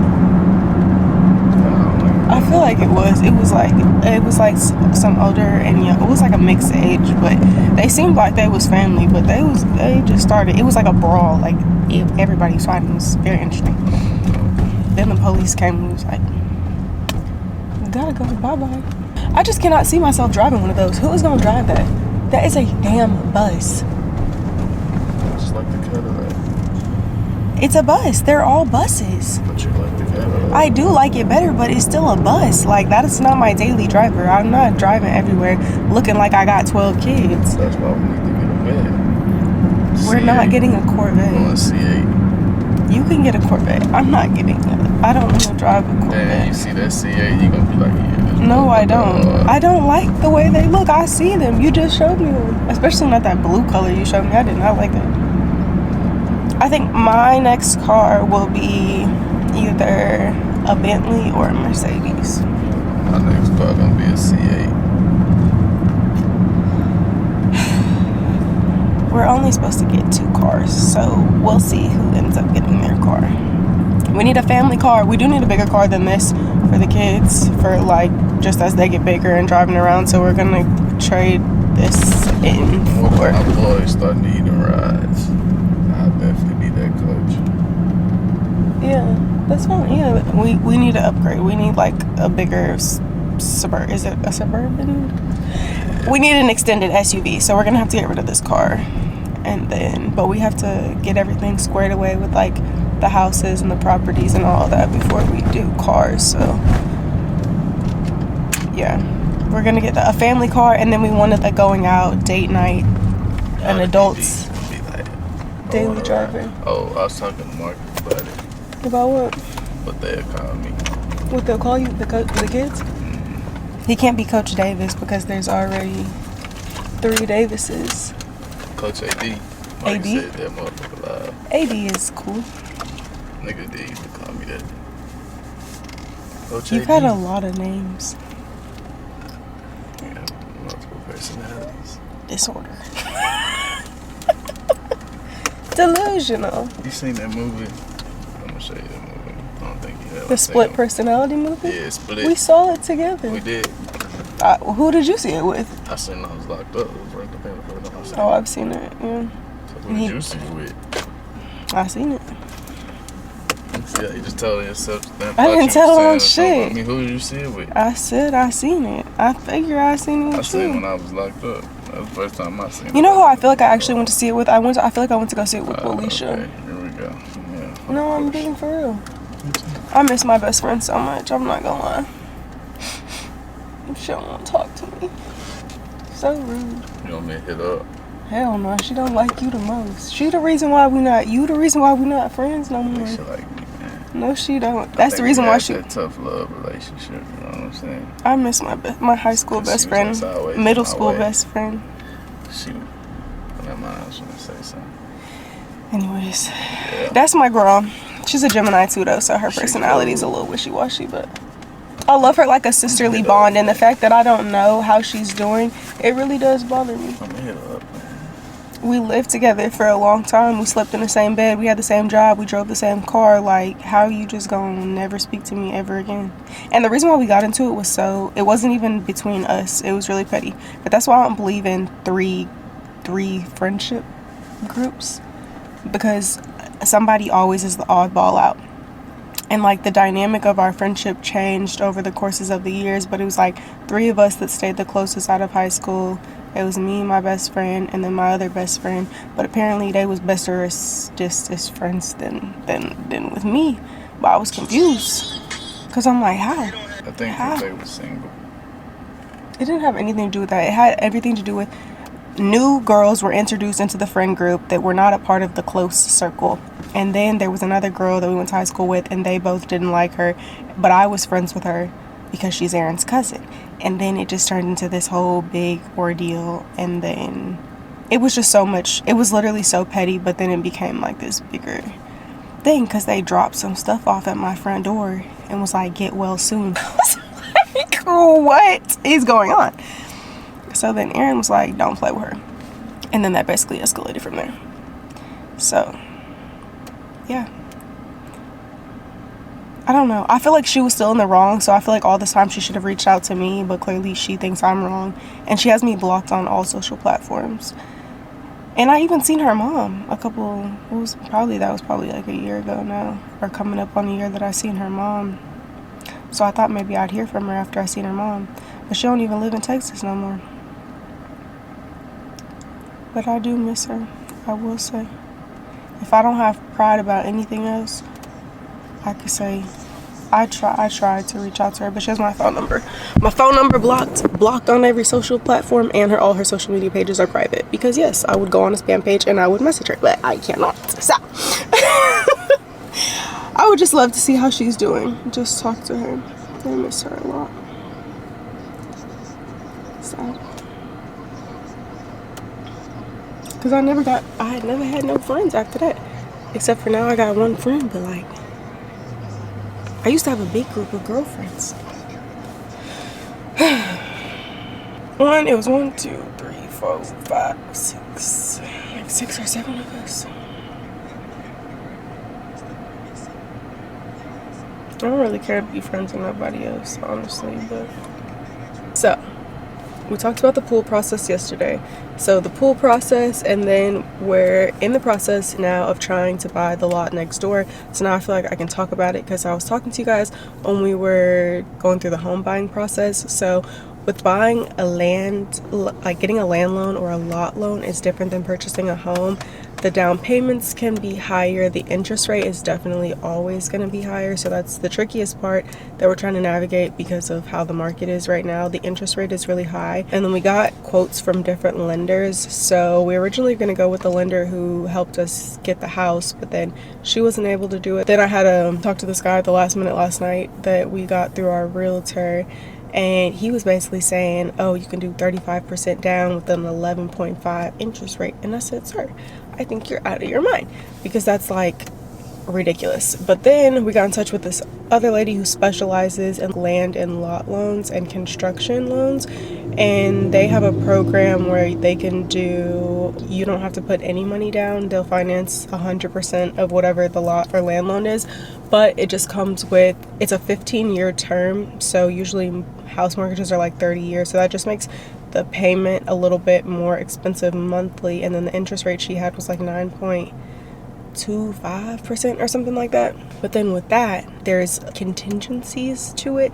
So really the loan term is for 15 years, but they're only really giving you the loan for 5 years because ultimately they want you to come back to them and get a construction loan, which means they would basically like veto out the land lot loan, and then you would get a new loan to build a home or another structure, property or whatever. So if we go with her, then we have to do that. But then she was also like, we can probably get a HELOC, which is when you can take out a loan against the equity that you have in your house, which we've only been there for not that long.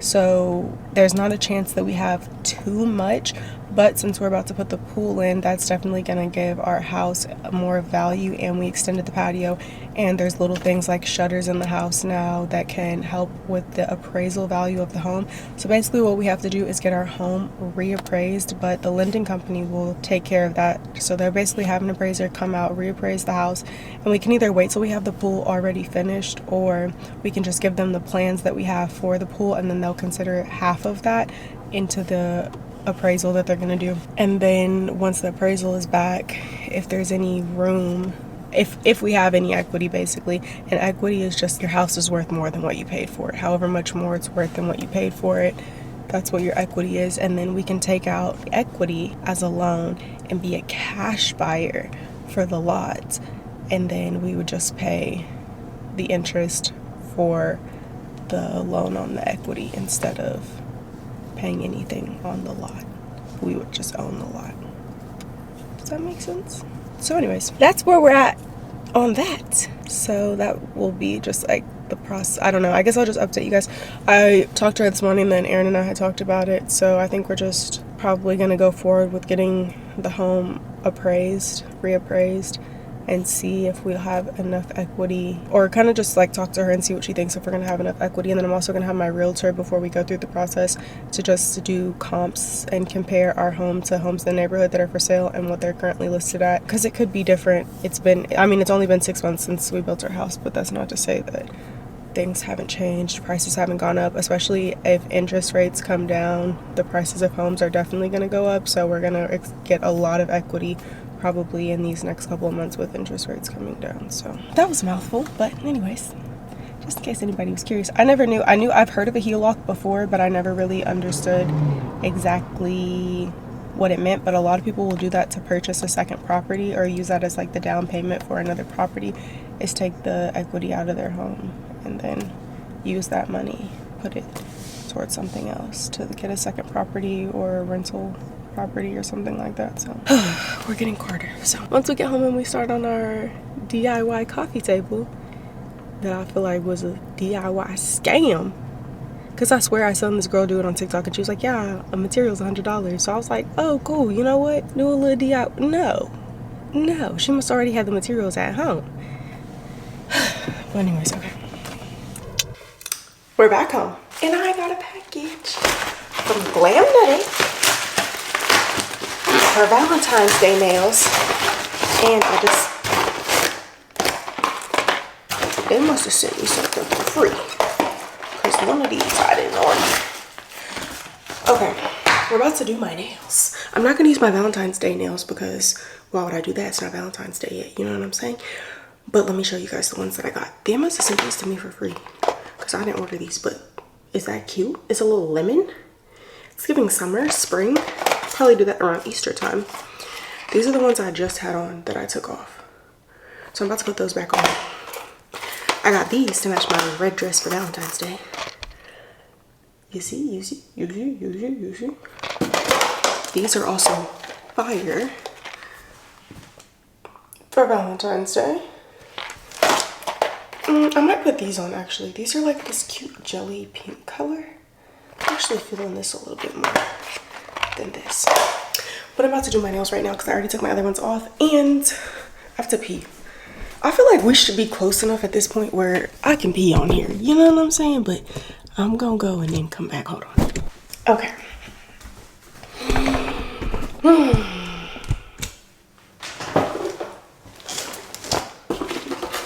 Buff, first step. I really need to use, no, I really don't. I just need to buff them to get me the leftover glue off. And then we're about to go outside. I just wanted to come show you guys really fast. I need a new buffer. One of Aaron's biggest icks about me is that I bite my nails. And if you saw my nails, how they look right now, I would scream. They're pretty bad.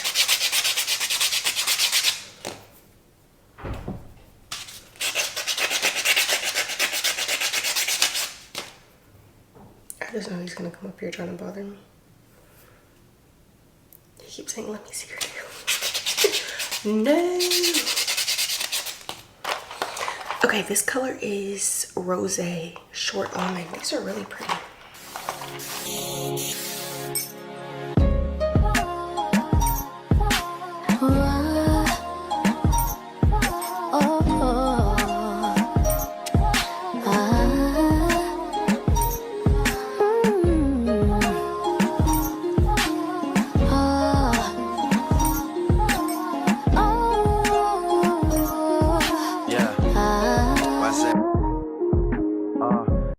Hey girl, hey! I don't know, I just came outside really fast to warm up because it's cold in the house. But we're about to go eat. Today is Thursday. We're gonna go eat at Olive Garden really quickly. I don't know why, but Olive Garden has just been my jam lately. Like a little Alfredo pasta, a little salad. I might even get a little peach bellini. But yeah, and then we're gonna start working on the project, little coffee table, right before we go pick up the kids for school. But I just wanted to come say hi. That's where we're headed to. So I'll see you guys at Olive Garden.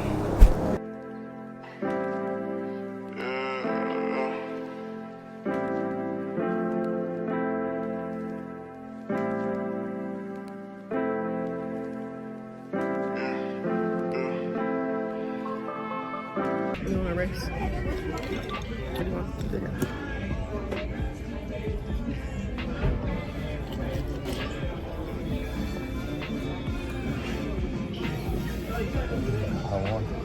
You didn't even finish it.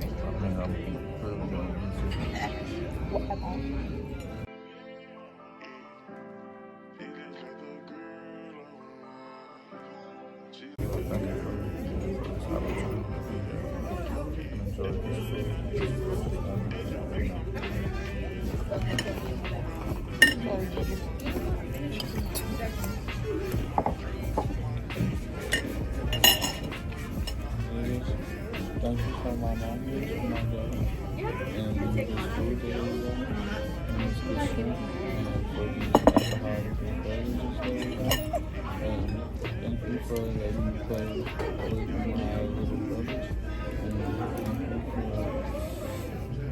He's a good friend. He's a strong friend.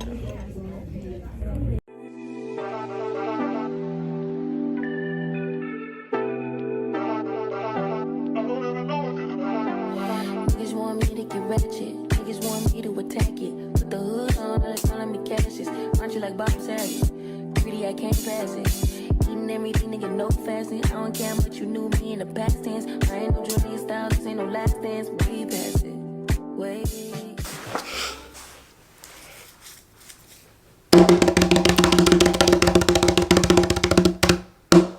Can I get the drum roll, please?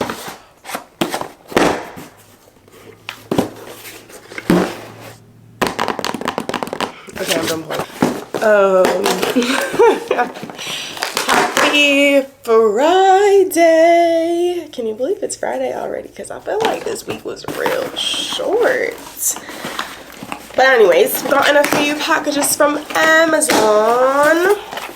And I know exactly what they are because I decided to invest in some new facial self-care items because I'm about to start doing my own facials at home at least once a week because, I mean, why not? It's just more convenient, and if I invest in the tools, I can save a little bit of money because ideally, I would love to go to the esthetician every week, but do I have the time? And am I gonna pay that point? No. But I do, like, probably will still get a professional facial, like, once a month or every other month or something like that for maintenance. I forgot about this right here. Okay, I already have like a facial steamer and other little products to use for like a little facial, but these are for deeper cleanings and exfoliation. So this one is the Sonic Skin Scrubber. So this is what they use to remove the blackheads and stuff out of your nose. And for some reason, like, the blackheads on my nose lately have just been really bad. So I wanted to get that, and then I got this PMD. I used to have this, then I gave it to my mom because I was being a nice daughter, you know. But every time I go to my esthetician, she always does microdermabrasion on me. And I'm like, PMD has one of those that you can do at home. And I'm gonna just do it on the low settings until I learn how to use it and work myself up to a little bit of a deeper exfoliation. But and then you know what, I got some facial razors in too, but I don't know exactly where they are right this second because I got them a couple days ago. Trying to see if my phone's ringing. Dang, they're making this packaging is so hard to unbox. I just want to show you guys what it is really fast. We're gonna do a little self-care facial night tonight and use all this stuff, but this is what she looked like. And then I know you gotta put the little pads on there. Okay, and I need to charge it so I can actually use it, so say less.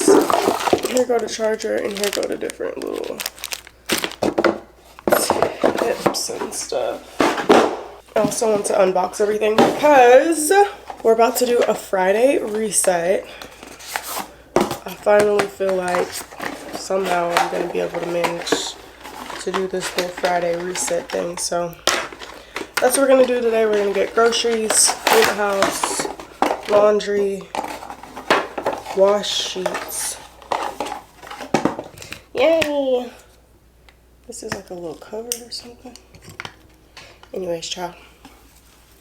This will all be later, but like I said, we just had to unbox it right now. This is my Amazon, what I have on subscriptions. It's just wipes. I'm pretty sure it's just wipes. So yeah, another drum roll. Boom! If you watch the podcast, you would have seen it probably just like the day before this vlog, but Aaron surprised me and we are going on a trip to Puerto Rico, and I'm so excited because I have been just like itching for a vacation in general and an adults only vacation. Okay, but yeah, we were supposed to go to Puerto Rico last year for our anniversary, and then if you know what happened, then you know. And so we didn't get to go on our anniversary trip, and then I didn't even think we were going to be able to go for Valentine's Day because that's what we're going for. So we're leaving in 11 days. Let the countdown begin. He has to get permission to leave, and so I really just didn't think that it was going to happen. And then yeah, his lawyers, they got it approved. So anyways, we get to go, and I'm so excited. Like, I mean, excited is probably like the understatement. Like, I don't even know what other word I would use to describe it, but I was just so happy when he told me. I'm just like, we've never had a long vacation, just us, ever. Like, the kids are usually either with us or we can only go for a couple of days because we don't have anybody who can keep the kids. But this time we booked the trip and we found the babysitters after. There's going to be different people sitting different days, but I'm just like, we're going for an entire week. Okay. And yeah, we're staying at one of the nicest places you can stay, like not just in Puerto Rico, but like this specific hotel only has 5 locations in the world. Okay, and one of them is in Puerto Rico, and we're staying there, and I'm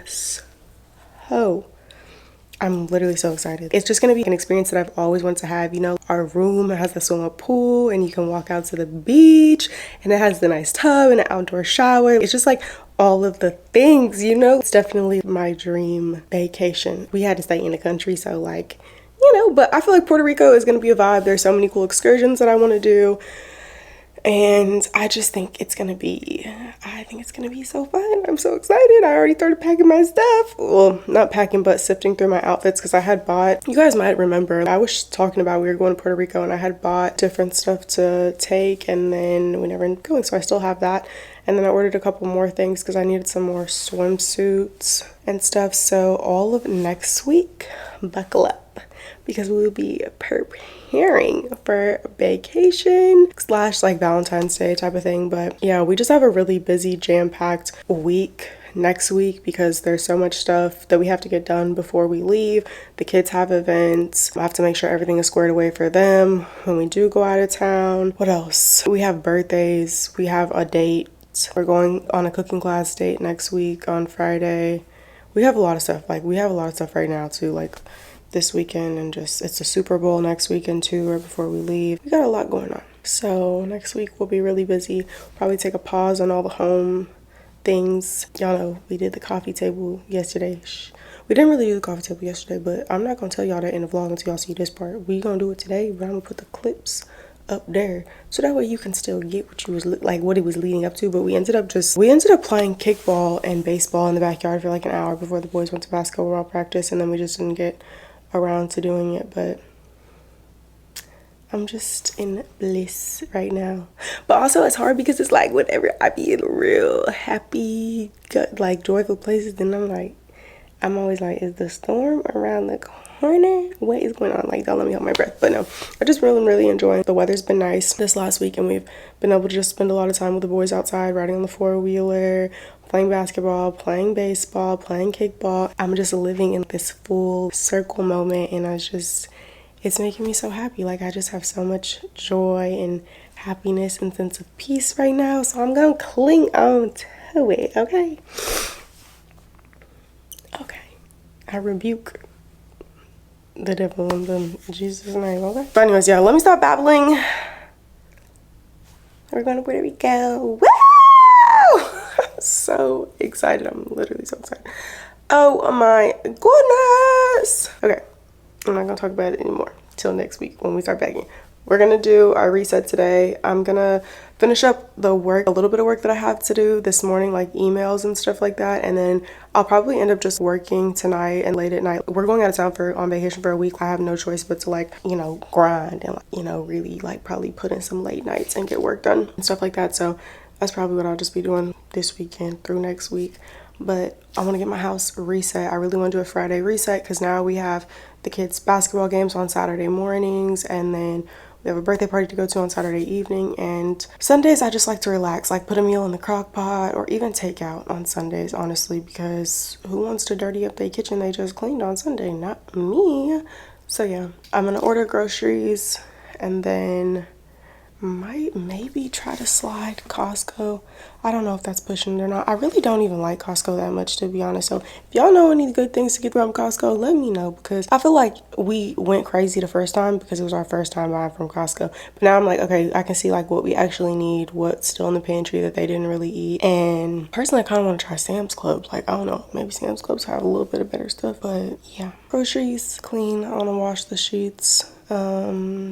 Yeah, prep the fruit, just a regular reset stuff, wash laundry. I can't decide if I like this red color on my toes or not, y'all, or if I'm gonna get it a different color. Oh, I gotta schedule all my maintenance appointments too for next week because listen, I don't have time to be stressed. I don't have time. And I don't even have time to really do any maintenance appointments next week. But bare minimum, we're getting our eyebrows threaded and our cheek waxed. That's it, that's all. Okay. Okay, it's much later, but we're about to do a grocery haul because the groceries just now got delivered and it's almost 5 in the afternoon. They were supposed to be here at 12:30. I don't know where to put y'all because it's a lot. We got a lot. Here you go. As soon as I'm about to get started, you about to be crying about this something, a snack or something. Okay, ready, set. It was just quiet. It was just quiet. Okay. Anyways, I ended up getting some new chicken strips to try. I tried the chicken nugget brand, but we're gonna try the chicken strips. Just like a weekend snack or lunch for the boys. And then I got some pineapples. Yeah, I don't buy the pineapple and try to cut it. I'm sorry. Okay. Ramen chicken noodles. I got like 3 packs of these. You want some pineapples?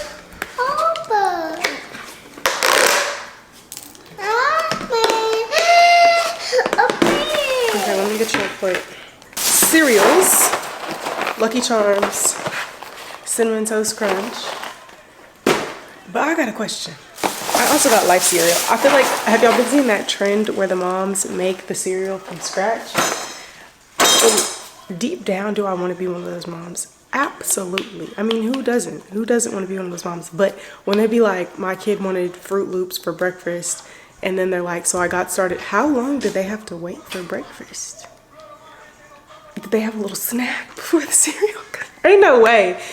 Ain't no way that took like 20 minutes. There's no way. Fruit Loops from scratch. Excuse me.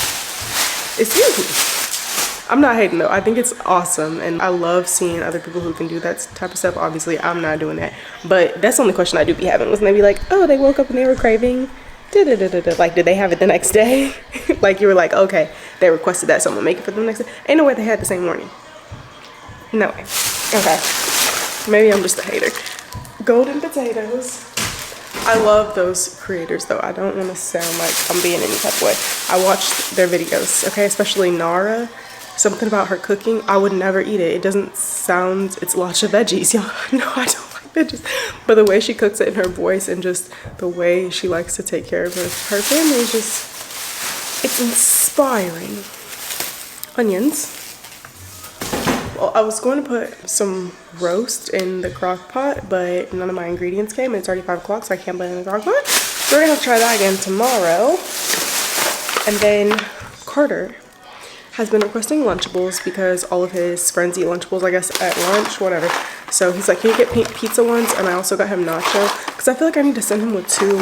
One is, I feel like that's not enough, but I got like 5 of them. We'll just see how it goes. Usually for lunch, I make him like a hot lunch.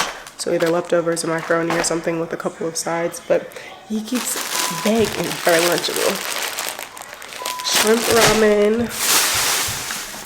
I got like 3 packs of these, but they're not for the kids because we already have apple juice. These are for the kids' Valentine's. I decided to keep it simple and do something that I already know how to do. So I'm gonna do the same Valentine's for their class that I did last year. If you guys saw that, you take a juice. I also got packs of Gatorade for the older boys, but you put like this little hanging, it's like a wine box is what it's called if you search it on Amazon, and then you can stuff it with a snack. So for Mello's class, I'm gonna do goldfish and apple juices, and then for Carter and Carson, I'm gonna send them with Gatorades and then like mixed bags of chips. So I got 2 boxes of these mini muffins. These are like a good quick breakfast or a snack in the morning. I need the beef broth for my roast I didn't get to do. And then these as well. Beefy onion mix. Macaroni, another weekend lunch. And then Carter eats the macaroni cups for lunch a lot for school, but he always asks me for like sausage or hot dogs in them. So I got these little beef smoked sausages, excuse you, that I can put in his macaronis for his lunches so he can get a little bit more protein. Y'all, these buffalo chicken strips from Tyson, fire. We used to eat these all the time back before the pandemic. I don't know what happened. Like, that was like one of our go-to snacks. Like, I always had those in the house. Another quick, easy breakfast, okay? These frozen pancakes go, they're good. They're good. They're better than any pancake I can make from scratch. Okay, and it's 30 seconds in the microwave. Mini bagels for breakfast. Apples. If I give Carmelo an apple, he will eat the entire thing, including the stem.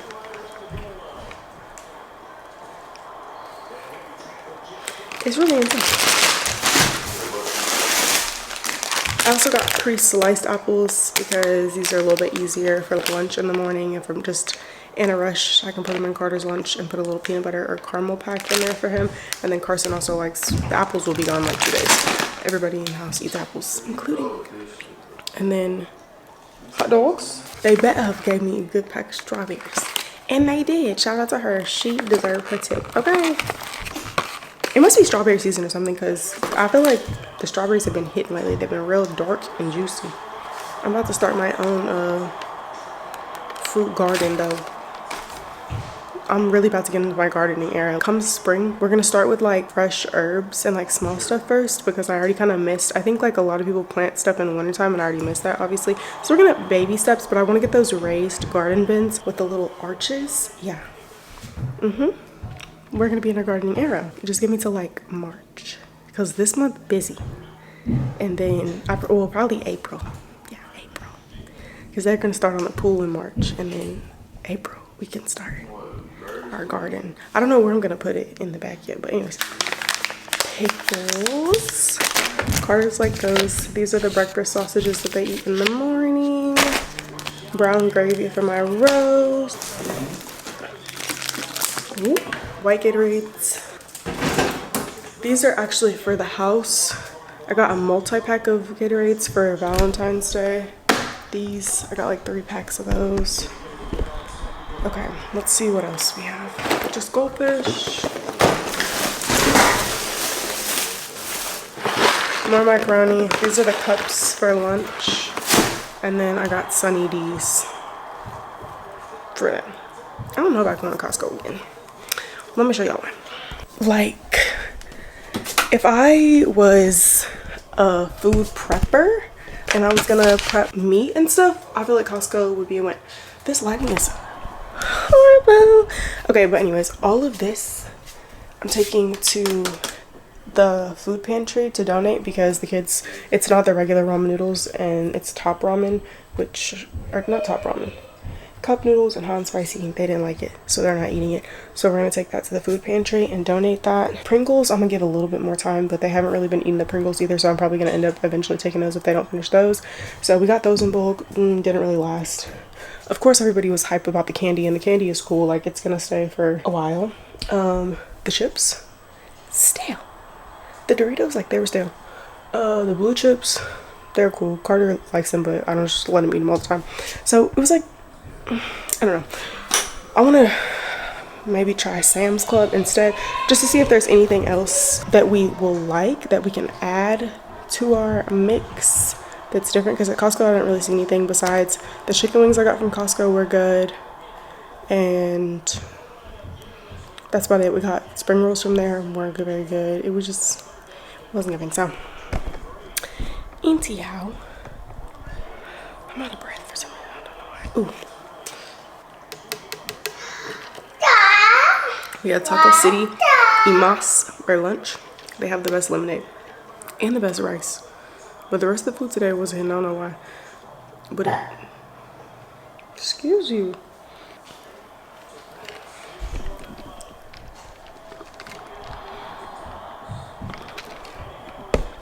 It's Friday. He hasn't had his iPad all week, so I'm gonna let him have it today. Or am I lying? No, I don't think he has. I don't think he has.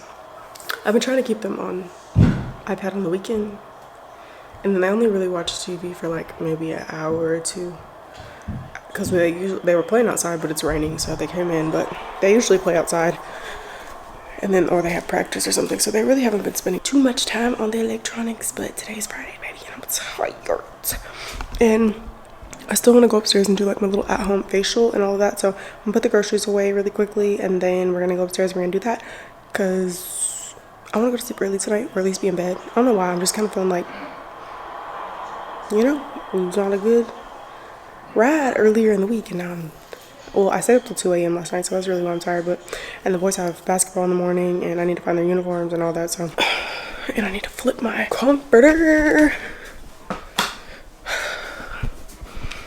I lit a little candle in here, set the vibe because I've been doing laundry. Love that for me. Yeah.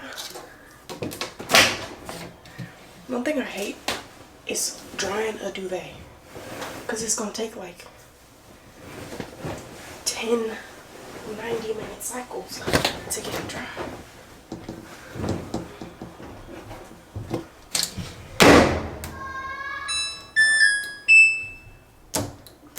Okay, we're about to do our little at-home facial. I'm pretty sure I have everything that I need. I need to like play with this for a second to see. I'm pretty sure this is like, it might already be ready to go.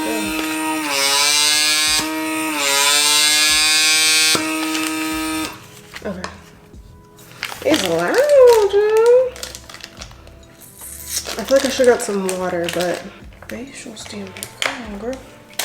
Only thing I don't like about this steamer is like the steam ain't gonna come down, and I want it to come like this, like just at my face, or I need a higher chair. But this is all I got right now. I really want a vanity so bad. Like, I'm ready to be a real girl. Like, I really want a vanity, like real bad, like real bad. And I've been thinking about places where I can put it, but it's just there's nowhere I can put it because I want it to be like in the bathroom, you know, because I want to like be able to like do my facials and sit in my vanity and just give cute girly vibes. Okay, let's put on, we don't really need these, but just vibe. Okay. These are the perks of being a girl. You get to do extra girl stuff. Okay, looking for a hair time. Looking for a hair time. Oh, my hair doesn't keep slipping. Okay, so we're basically first going to start off with a little steam. Let me just stand up to steam because, girl, this is ghetto. Not relaxing. Not relaxing. Should I put a headband on too? Ooh, it's real steamy.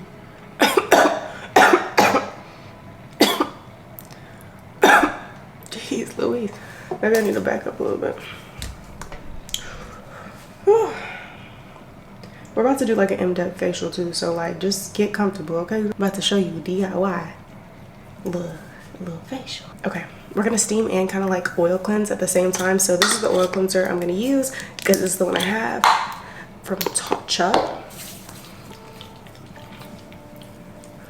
And then basically I'm just oil cleansing first to remove any of the products from my skin, but also, y'all, the girls cracked the code on TikTok. If you oil cleanse and like spend some time actually massaging where you have gunk, like blackhead, whiteheads, it will start to come out. It's the craziest thing. Just try it, please.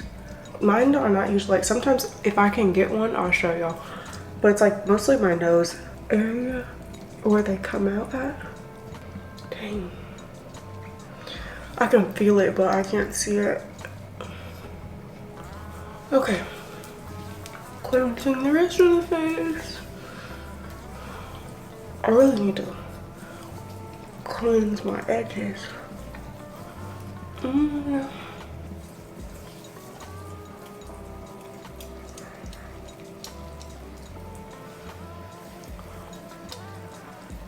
It's such a weird feeling. Okay, look, you can see some of them.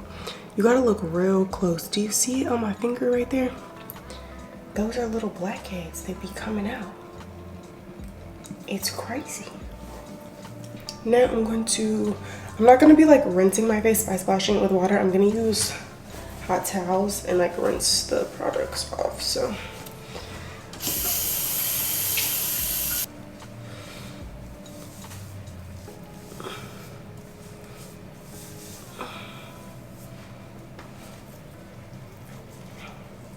Okay, I'm gonna turn this off for now. I don't have like a super foamy double cleanser at the moment. Like I have my cleanser that I use, but I don't want to use it for, should I use it right now?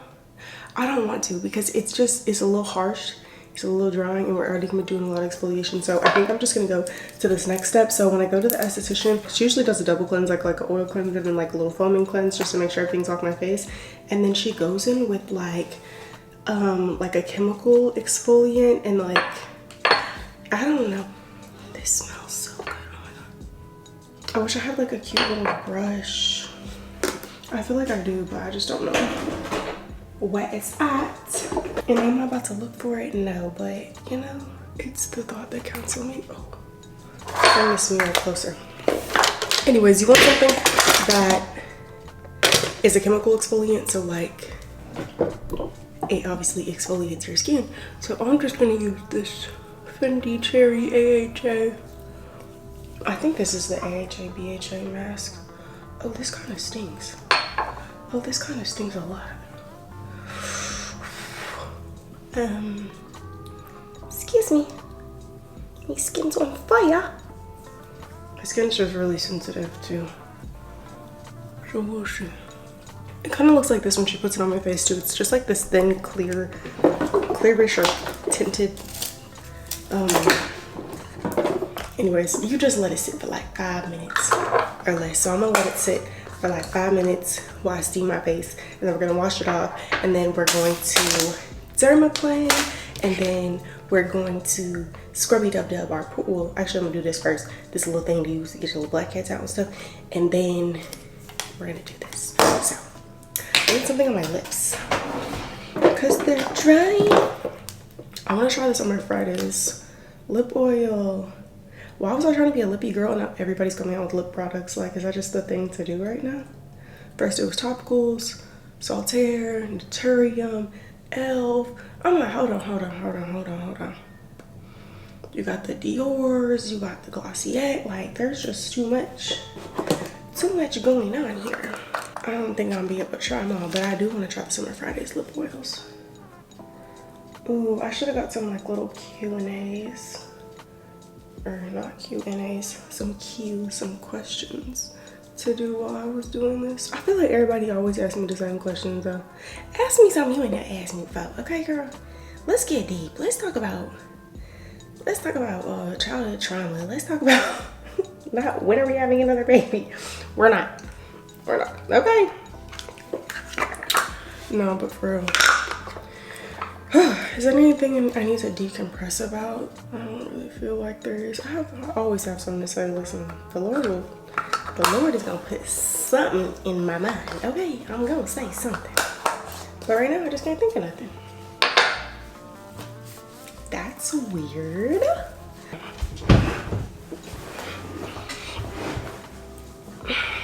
And this right here, I feel like it's supposed to be like a vanity, but like, because there's like a place where you can put a chair right here underneath. But like this chair is too small. Maybe I just need to get a higher chair. Maybe that's it. Maybe that's my problem. Because really this is like a little vanity right here. Like there's supposed to be a little chair that goes right here. So you can like sit down and do your makeup and stuff. Wow, that's crazy. I don't have anything to say. Maybe I just need to sit in silence.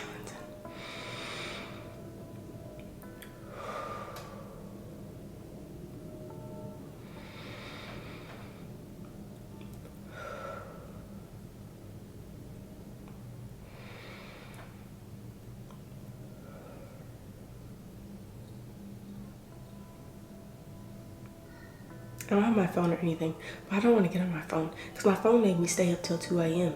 and I'm done with that. I'm about to throw my phone in the trash.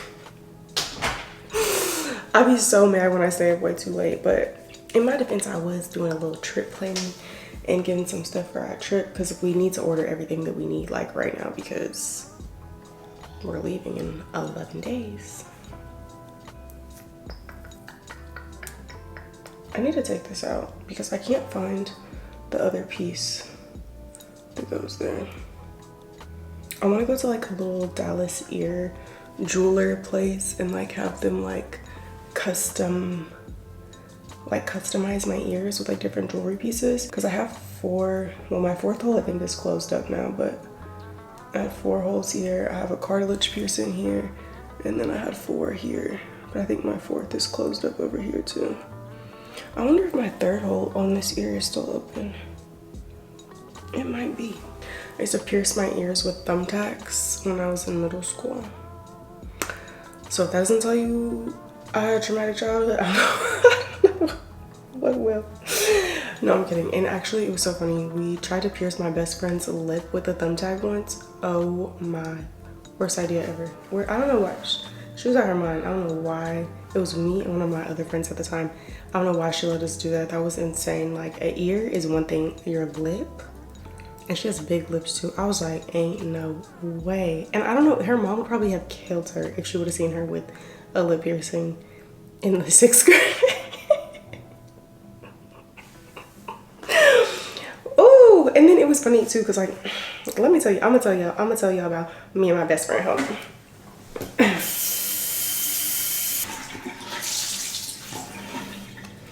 All right. Whew. Me and my best friend. What is I even gonna say? We met when we were in the 6th grade. I don't even know how we really became friends, to be honest. I don't remember the first time we ever met. I think we had the same English class or something when we were in the 6th grade, and I was new because I went to school out of district and then moved to like, I basically moved to a new district when I was going to middle school. So I didn't know nobody, so I had to start all the way over and make all new friends. And I ended up being friends with my best friend and then 2 other girls, and we were kind of like a little four group, but they all had like other friends. But me and my best friend, we was like we was best friends.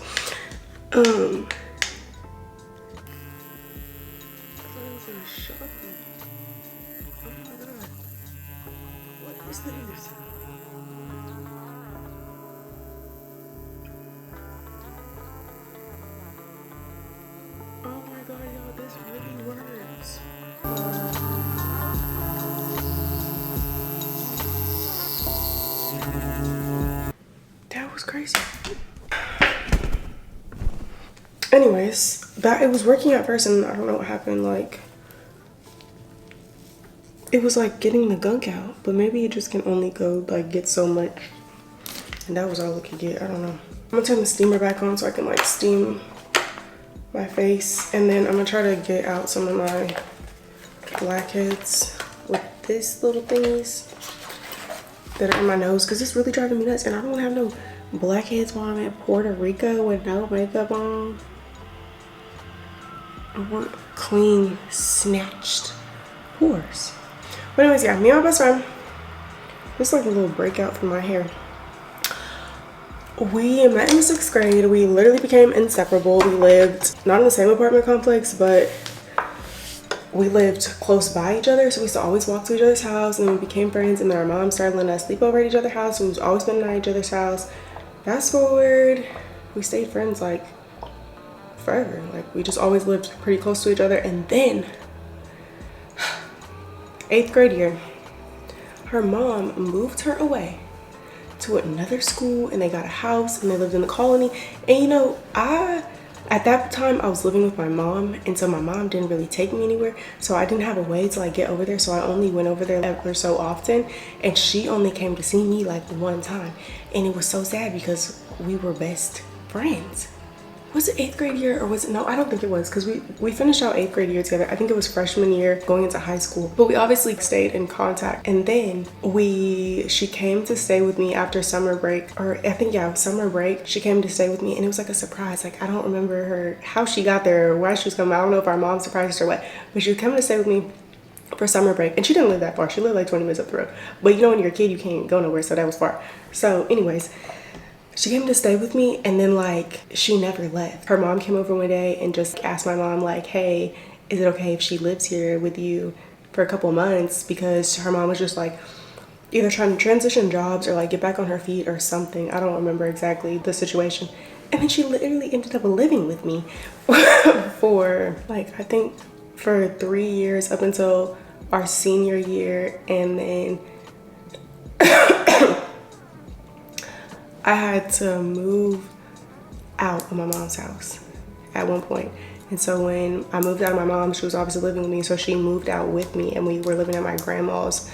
But then my grandma was like, nah, we ain't gonna be able to do this. And so her mom, I don't know where her mom ended up being at. I think she went to go back and live with her mom, but I honestly can't say, because at one point in time, like, her dad lives in somewhere else in a different state, and he got her an apartment. But I feel like that was when we graduated after college. I mean, graduated high school. Anyways. I must be sick or something. Oh.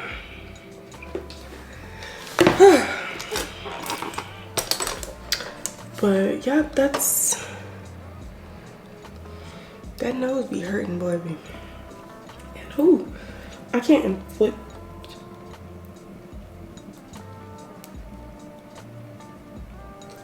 pain on myself like that. Not anymore. I ain't young no more. These hurt.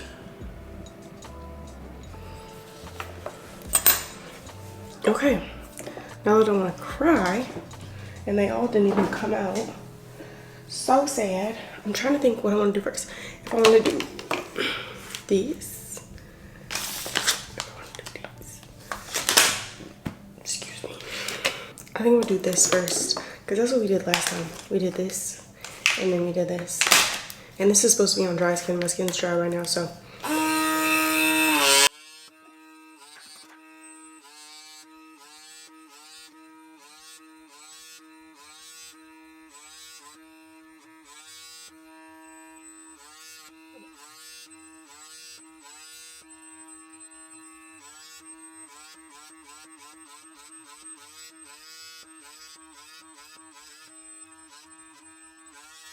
My face is red. It's always red after I do it, and because this is my first time doing it and I'm really actually scared right now that I could potentially mess up my skin, even though I feel like I missed maybe like 1 or 2 places, I'm just gonna do one pass. But if y'all have ever watched me get a facial before, when I go, like my face is always red after or like when she does this part of it, so I'm not concerned about it being red.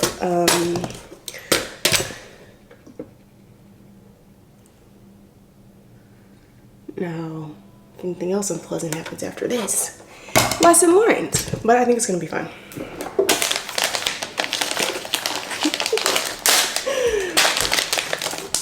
They just be letting us have whatever type of skincare at home, I tell you that. I'm so mature, I'm so mature, I'm so mature. I don't have a facial oil to do dermaplane, and I usually do it with aloe vera gel. So let me just get the aloe vera gel.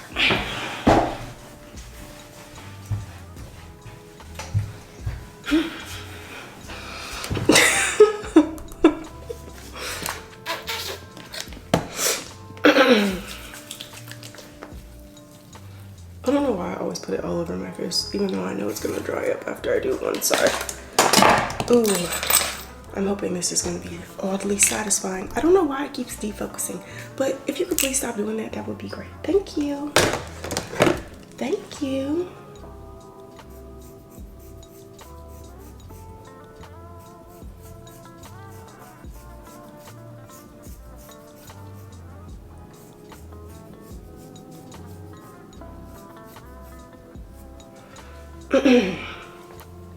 Boom.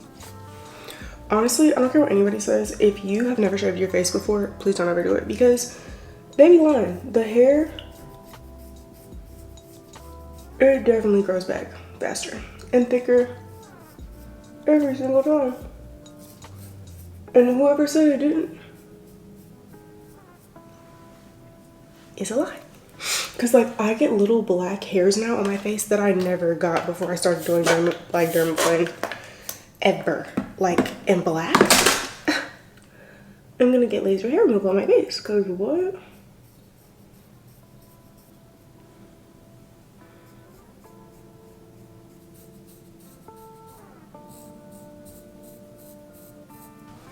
I'm just gonna leave my eyebrows alone because I'm gonna go get them threaded next week.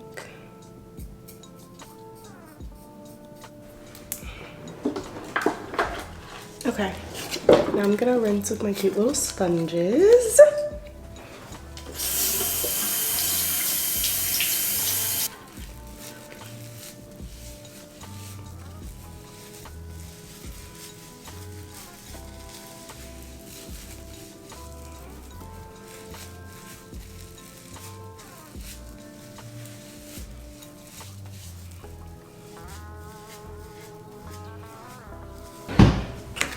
Lastly, we're gonna do like a little hydrating jelly mask, because although I wanted to do exfoliation to help with like my hyperpigmentation, my skin has been a little bit on the drier side, and I just get these jelly masks off of Amazon. They're so cool. I feel like I only need like, you do 2 parts of the mask to 1 part water, so I'm just trying to make sure I have the right measurements. Pow.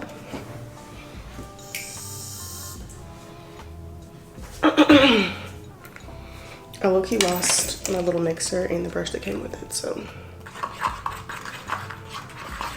whatever. This is what we got. Sometimes it's just about making the most out of what you have. You don't always need the fancy stuff.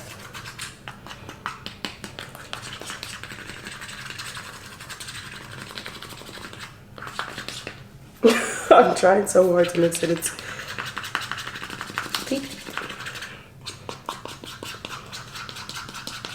I'm doing the chamomile one because I feel like that's the most hydrating one. Oh, I love jelly masks. They're just like oddly satisfying. Oh, and it's so cool and refreshing.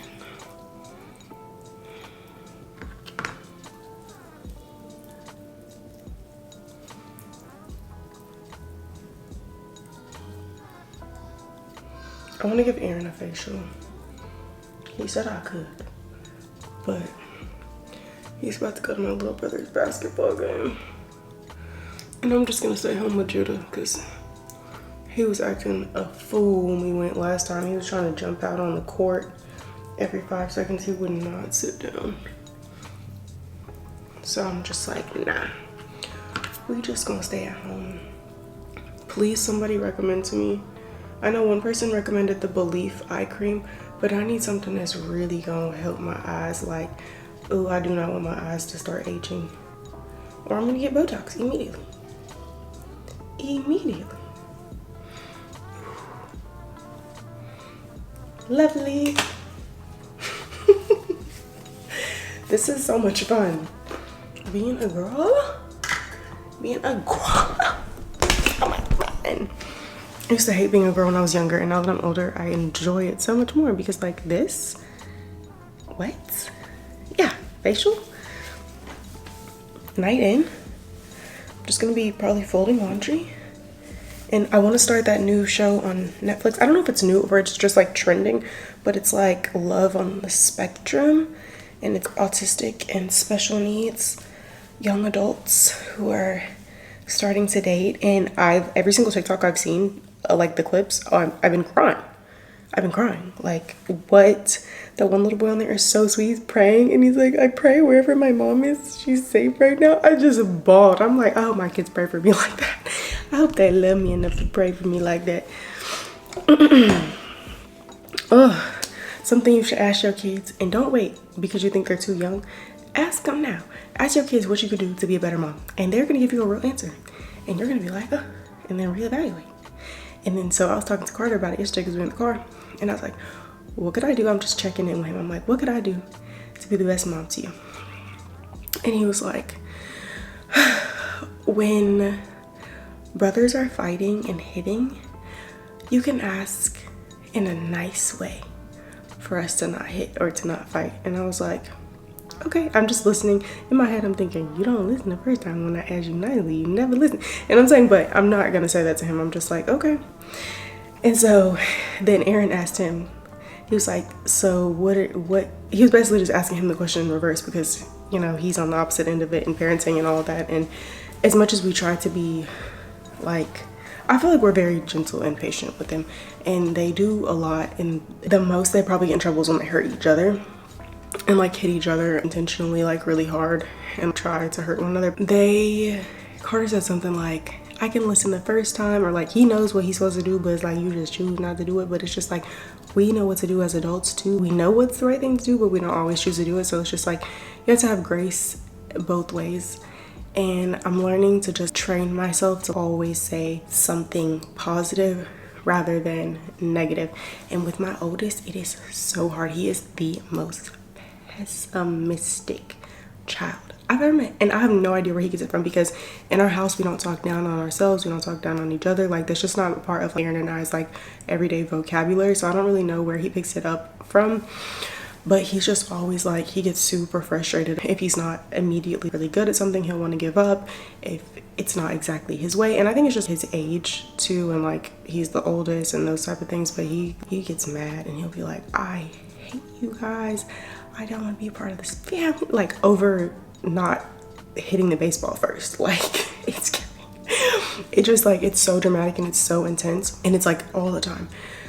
So we're gonna put him in therapy. We're gonna get him tested for ADHD, but I think we decided for now we're not going to. I think if we can make it through the rest of kindergarten, first grade, if he's still showing signs and it's causing delays academically, then we will. But I think we're just gonna put him in therapy to help him like regulate his emotions, because I feel like we are tapped on everything that we could do to try to correct or turn around his point of view and mindset, and like why he gets so upset about things. We've gone through the deep breaths, the no, that's not what's going on, the gentle parenting, and then we just got to the point where we're just like, okay, like it's kind of like an attention seeking thing almost, so we just like don't give into it anymore, and we just kind of like, okay, well, we're gonna keep playing. If you don't want to play, you can go inside. And my camera said it overheated, but girl, it ain't even hot in here, so I know you lying. But anyways, yeah, that is something we're working through right now with him. And I don't know, I thought it was just a phase because he's been doing it for a while, like I would say over a year now, and I thought it was just like maybe he's at the age, but now I'm just kind of like, no, like he be taking it a little bit far. So I know from watching my younger cousins, like they kind of had like a similar time like this, so I don't really know. That's why, you know, we probably as parents we should also take developmental classes about learning about their behaviors and the psychology behind it and stuff. But yeah, it's just been rough. And then when Carson sees him do it, I feel like Carson started to pick up on it a little bit, and so he kind of like tries to mimic that, but that's not really Carson's personality or character. So it's just kind of like weird when he does it, and then he realizes that he's doing it, and then he gets over it like 5 seconds later. But yeah, parenting kids is hard, and every kid has their own personality, and they're so different in so many ways. Because he's like the extremes of both ends. He's like super loving, super affectionate, super vocal about like just expressing how appreciative and grateful he is. He's like very well spoken and very sweet and very kind. But then when he gets mad, oh baby, is a no coming back. Don't let him tell you anything about yourself while he's mad. Like he's going to read you down, okay? And I had to start, like, at first I was like, okay, he's saying what he wants, but I'm not giving him reaction because he's young. But then also it's like a little boundary there. Like, I'm your mama and that's your daddy, and you can't talk to me like that. You know what I'm saying? You can think that in your head, but you're about to talk to me like that. You feel me? So anyways, yeah. And then I'm just so interested to see what Carmelo's personality is going to be, because y'all, I just don't know what we're gonna do with all these personalities in this house. Like, it's crazy. Okay, y'all, I had a Skims package that was supposed to get delivered 2 days ago, and I don't know what the holdup is, or somebody is holding my Skims hostage, but I want it immediately. It's the Valentine's Day pajamas, and I'm going to a Galentine's next weekend, and those are the pajamas I'm supposed to wear. Like, what? Has y'all's man asked y'all to be y'all Valentine yet? Because the clock is ticking. Okay, I'm not giving no more reminders. If I don't get a Valentine's Day proposal, will you be my Valentine? You know what I'm saying? Somebody's gonna be in trouble. Seriously. I live for the little things, just because I feel like it's not that hard. Like, it's not that hard for someone to like do a small thing. Like, it could be anything. It could be a card and flowers. Will you be my Valentine?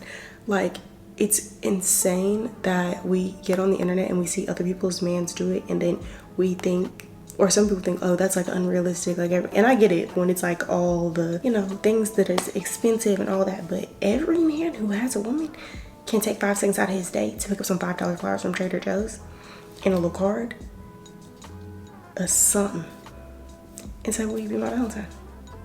Not that hard. It's not that hard. It's not that hard. It's not that hard. What? Have mercy. And it's just sweet. It's just sweet. It's something that's not hard, but it's just like, you know, cute. I'm trying to see if this is dry so I can peel it off. I don't know, I'm seeing these lines right here on my face, and I'm getting scared because I'm like, did I do that to my skin? I gotta look. We need to, I can't tell if it's the jelly mask or if it's my skin underneath.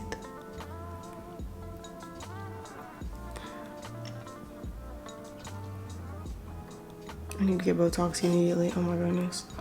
Oh my goodness. Cause I be using retinol. Why do I have wrinkles?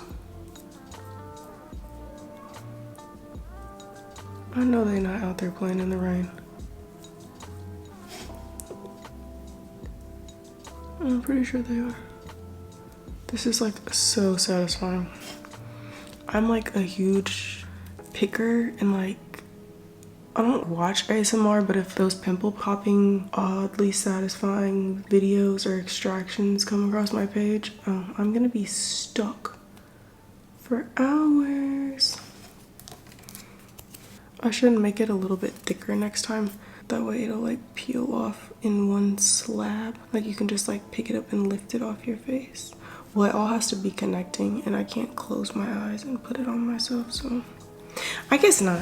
Y'all want to go to esthetician school with me? I mean, like, I'm gonna take y'all along with me, because I'm thinking about going, but I'm pretty sure I missed the sign up for this next startup time that was in February, and I'm only gonna be able to go part-time because I don't got time to go full-time, but I really want to do it. I wonder if I could do it online. No, I should get the in-person experience. Ooh.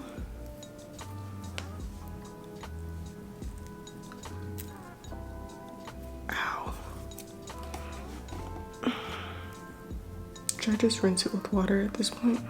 It's giving chemical peel. I think I'm gonna just wash it off.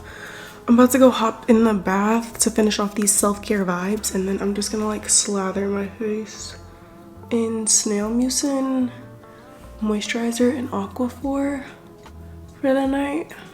They're out there playing in the mid. I'm cracking up. I can hear them. I'm about to pull up the camera. I love that for them. That's what I've been so happy about and just enjoying lately. Just being in our backyard is just like such a full circle moment. The camera doesn't want me to be great, but I don't care. I'm gonna make it through the ends of this facial. I was gonna take a bath first, but no. I'm just gonna moisturize now, slug my face, and then I'm gonna ice my face with my ice roller while I'm in the bath, because I'm gonna be hot while I'm in the bath. So I'm using the Snail Mucin, the La Roche. My face better be glowing when I wake up in the morning. Do you hear me? Do you hear me? I should get some shea butter or cocoa butter for my face. Nights where I'm like doing this routine. Okay, I'm gonna slug with aquaphor when I get out. But yeah, this is what we look like. Do I look like I just got a facial? I'm usually always red when I leave, so I feel like we're not off to a bad start. I don't see no cuts or nothing. We'll see when we wake up in the morning. So I'll see you when we get up in the morning. We have basketball in the morning. So yeah, child, I don't know how the day is gonna go. I don't have any plans for tomorrow, but I'll see you in the morning. Let me turn the light on. What? I'm trying to put this together and I'm gonna show you. Get out! Leave me alone. Huh? You say no. That's what you be looking like. That is what you do when you do this a lot. Yes, you do. Yes, you do. Yes, you do. I do this. Like, yeah, you do. Like, you pat your sides like this. When? I'm gonna point it out the next time you do this. Okay, today is Saturday evening, and we're kid free. Look at us. Even after, if you just watched the last podcast episode, you'd be like, girl, but my mom agreed to keep the boys tonight because we're going to a late dinner. I think I already told y'all. So we really have like 45-ish minutes to get ready. So we're gonna keep it cute, keep it quick. I stopped by. It was like we got an invite at the not last minute, but I know her birthday was coming up, so we had to stop by Target so we could get something. We're going to KOMODO, which is a new restaurant here in Dallas. I think they only have one other location in Miami. But anyways, this is what I got her. A little card. Happy birthday. It's his cousin's girlfriend. And I know her, but not like, she just had a baby. But they just moved to Texas, so I just got a simple card because I didn't know what else. Anyways, that's relevant. We got a card. Now it's in the envelope. Oh, is it gonna stick? And then I got a little champagne/wine bag. We didn't have time to go to the liquor store. I've never actually tried the champagne, but it was in a cute bottle, and I do see other people drink it in the white and gold bottle. So I got her this because I just thought it would be cute since we're only like getting a gift card. I was like, you know, because I like to make cute little baskets, but we're going to dinner and I didn't want to like take a whole basket inside. So here, and then I'm going to put the, yeah, the card will fit. I'm going to put the card in the bag, and then I'm going to put this gold, no, I don't know yet. Okay, we're just going to put this inside. I'm gonna combine these two bouquets and then wrap them in this paper. The thorns are so pokey. I really am thinking about just tying a ribbon around it because I feel like that would low-key be cuter. Just like, I wanted to get more than this so I could do like a big thing, but they only had 2 packs of, ooh, it kind of looks like a heart if you look at it like that. Okay, period. I'm gonna try and see if I can salvage these rubber bands. I gotta take these thorns off though because the thorns are so pokey. I should let Aaron do it because he don't even really gotta get ready for real. You know, guys just have to take a shower, brush their hair. I'm stabbing myself. These thorns are sharp. They need to pre-remove the thorns, please.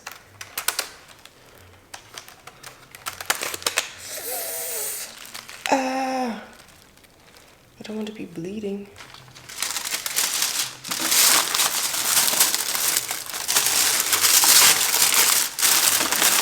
Does the gold look cheesy? I feel like it does.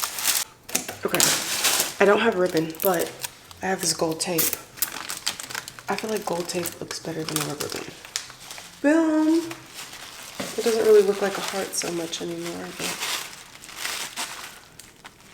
it's the thought that counts, okay? Just gonna carry it in like this so it looks like a lot. And I'm gonna try to cut some of these thorns off. Okay, I'll put everything in the car so I don't forget it, because that's my MO. I'm quick to forget something, so. All right, one phone on the charger, charge my other phone upstairs. I'm gonna take a shower and then come back and get ready. Let me see if y'all can see this. No, it's too dark. Our neighbors are roasting an entire pig in their backyard. I've never seen anything like that before. Like in real life. I thought she was gonna be in the shower. Okay, let's get ready. I already got dressed, so we're just gonna do a little something because I have no lashes on and I feel like I look like a wet dog. I seen Miss, Lord help me, I can't remember her name.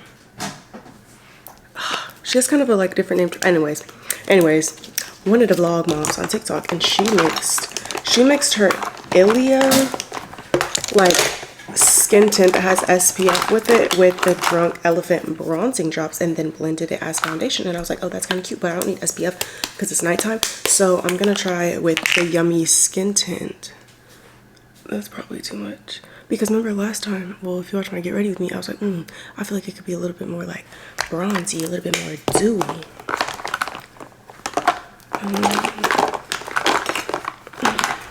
Looking for my foundation. I feel like, is this the foundation brush? I don't know. I don't know. Huh? Yeah, I put it on my wallet. Oh, I forgot I have my little mirror right here. I'm trying to make this like my little vanity, my little, I'm still trying to like look over in the big mirror, but I have this little one right here. I don't know if I like brushes for applying foundation or makeup in general. And I also been on makeup TikTok somehow. I ended up there, but like easy clean girl aesthetic makeup TikTok, and I'm excited because I'm getting some new products that I'll be able to try out before. My chin is peeling so bad. I'm gonna have to put some Aquaphor on it. Okay, I can't really tell if that made much of a difference adding the Drunk Elephant in there or not. I have a sleepy booger. I wish we could play music while we get ready. Like, this is so sick. A girl just wants to get ready and vibe out. Like, I've been wanting to listen to music. Child. I low-key, do I dare try to put mascara on? When's the last time I wore mascara on my top lashes? Probably like when I was 11. I'm afraid it's gonna come out looking like crap. Oh man, I forgot to do my edges again before I started doing this.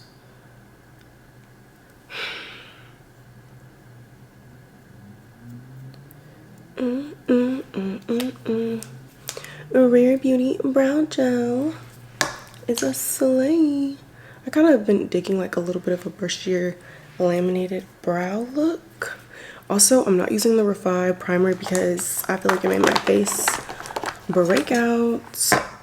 And instead of cream blush tonight, I'm gonna do this Bare Minerals highlighting blush because it's like a little 2-in-1, and it's just not as like pigmented, I guess. I don't know. It's very light, and it's a nighttime thing, so I just want to have something light.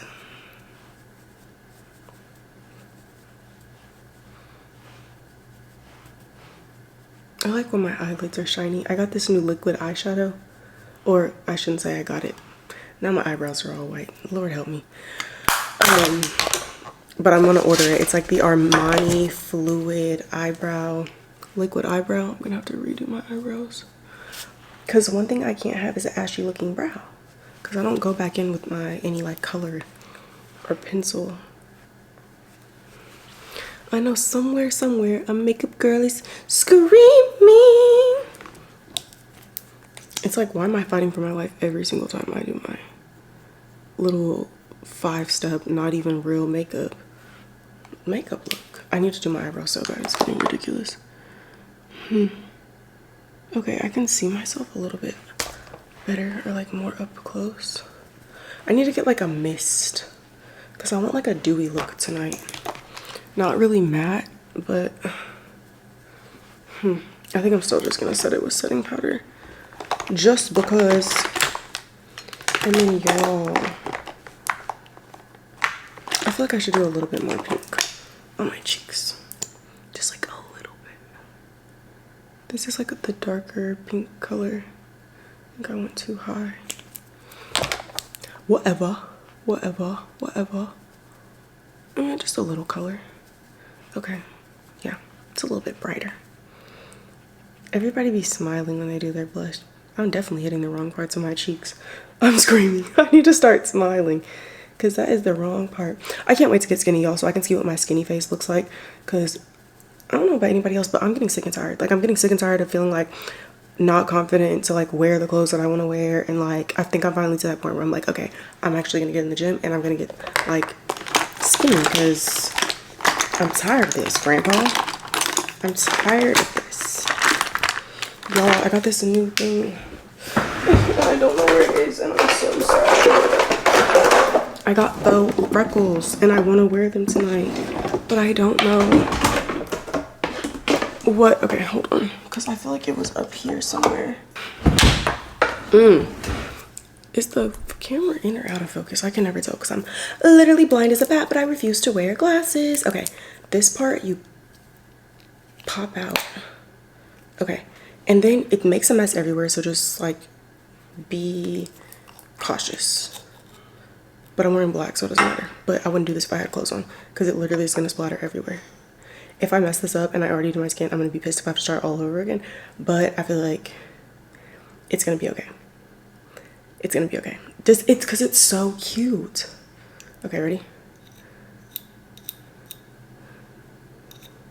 Oh, fuck, I messed it up. I went too low.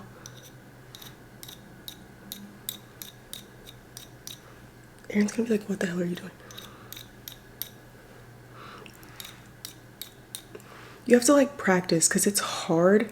Okay, can y'all even see it? Yeah, you can. Okay. It's in my eye. You have to like really practice your technique to be able to like get it in the right places. Like, I want it higher up and I keep accidentally getting it lower down. But I think I can fix it.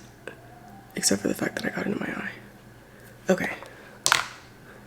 And then you just blend it out so it doesn't look as harsh. Bruh. Do y'all hear the neighbors? They just be shooting like, I know it's just for fun, but it's just like, dang. Okay. There's some ones I don't like, so I'm gonna try to wipe them off. if we wipe it away before it dries, then it will just kind of like go away. The ones on my forehead, don't mind. I don't really want the lower cheeks. But the rest of them I feel like are fine. Blend them out a little bit. It's very subtle. It feels like, it looks like natural freckles to me. Oh my gosh, the camera is just like not being my best friend right now. I feel like I look crazy because I don't have any lashes on, but you know what? It's okay.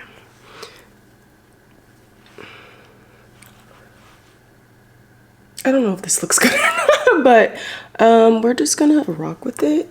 I'm gonna put a little bit more of this around this area where I wiped everything off. What time is it? Okay. We have to leave here by 9 o'clock. Okay, a freckle girl. I'm talking all summer when I have no makeup on, I'm wearing these freckles every day. I don't care. Like, be serious. I'm looking for my Aquaphor, but I'm pretty sure I took it downstairs and put it in my purse. Okay, I'm gonna try to do mascara, so let me get the mascara and then we'll see what happens. I low-key have other makeup products that I could be using that I just always forget about that are in my little drawer. I also forgot a nail, so I'm just praying that I don't forget to glue it on. Okay, I heard if you put Vaseline on your lashes before you put mascara on, it makes them look beautiful. So I have like a shitty ass curler. Let me find out my lashes low-key long. I ain't gonna be getting no more lash extensions. I'm really trying to get to the point where I don't have to have lash extensions anymore, where I can just have like a lash lift. Oh, this is cute. I might not even do mascara. I gotta like blend out the Vaseline a little bit, but you can see my lashes, girl. How do Alex Earl be doing it? Her eye be going all crazy.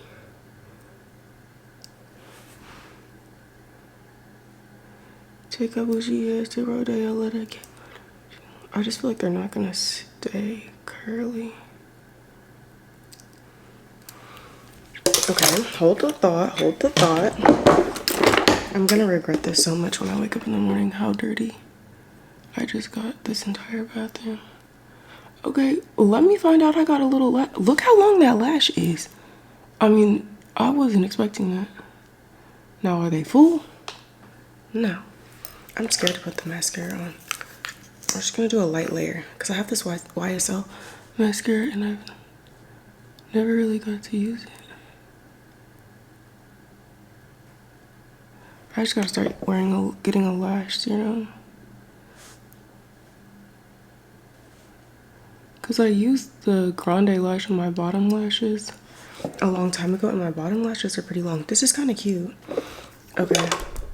I'm sorry if the camera keeps defocusing y'all every 5 seconds. This is like the worst angle ever too.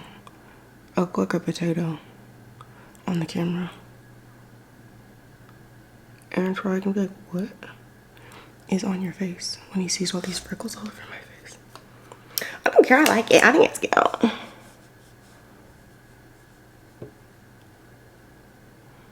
Oh, shit. Now I need a Q-tip. Ooh. I swear I have one in here. Okay, my eyebrows are starting to fade so much. Like, I feel like I really need to go get them done again. I think I'm just gonna do this melon lip gloss. Well, actually, well, yeah, I'm gonna put some more on when I get in the car. I'm wearing all cherry fragrance stuff.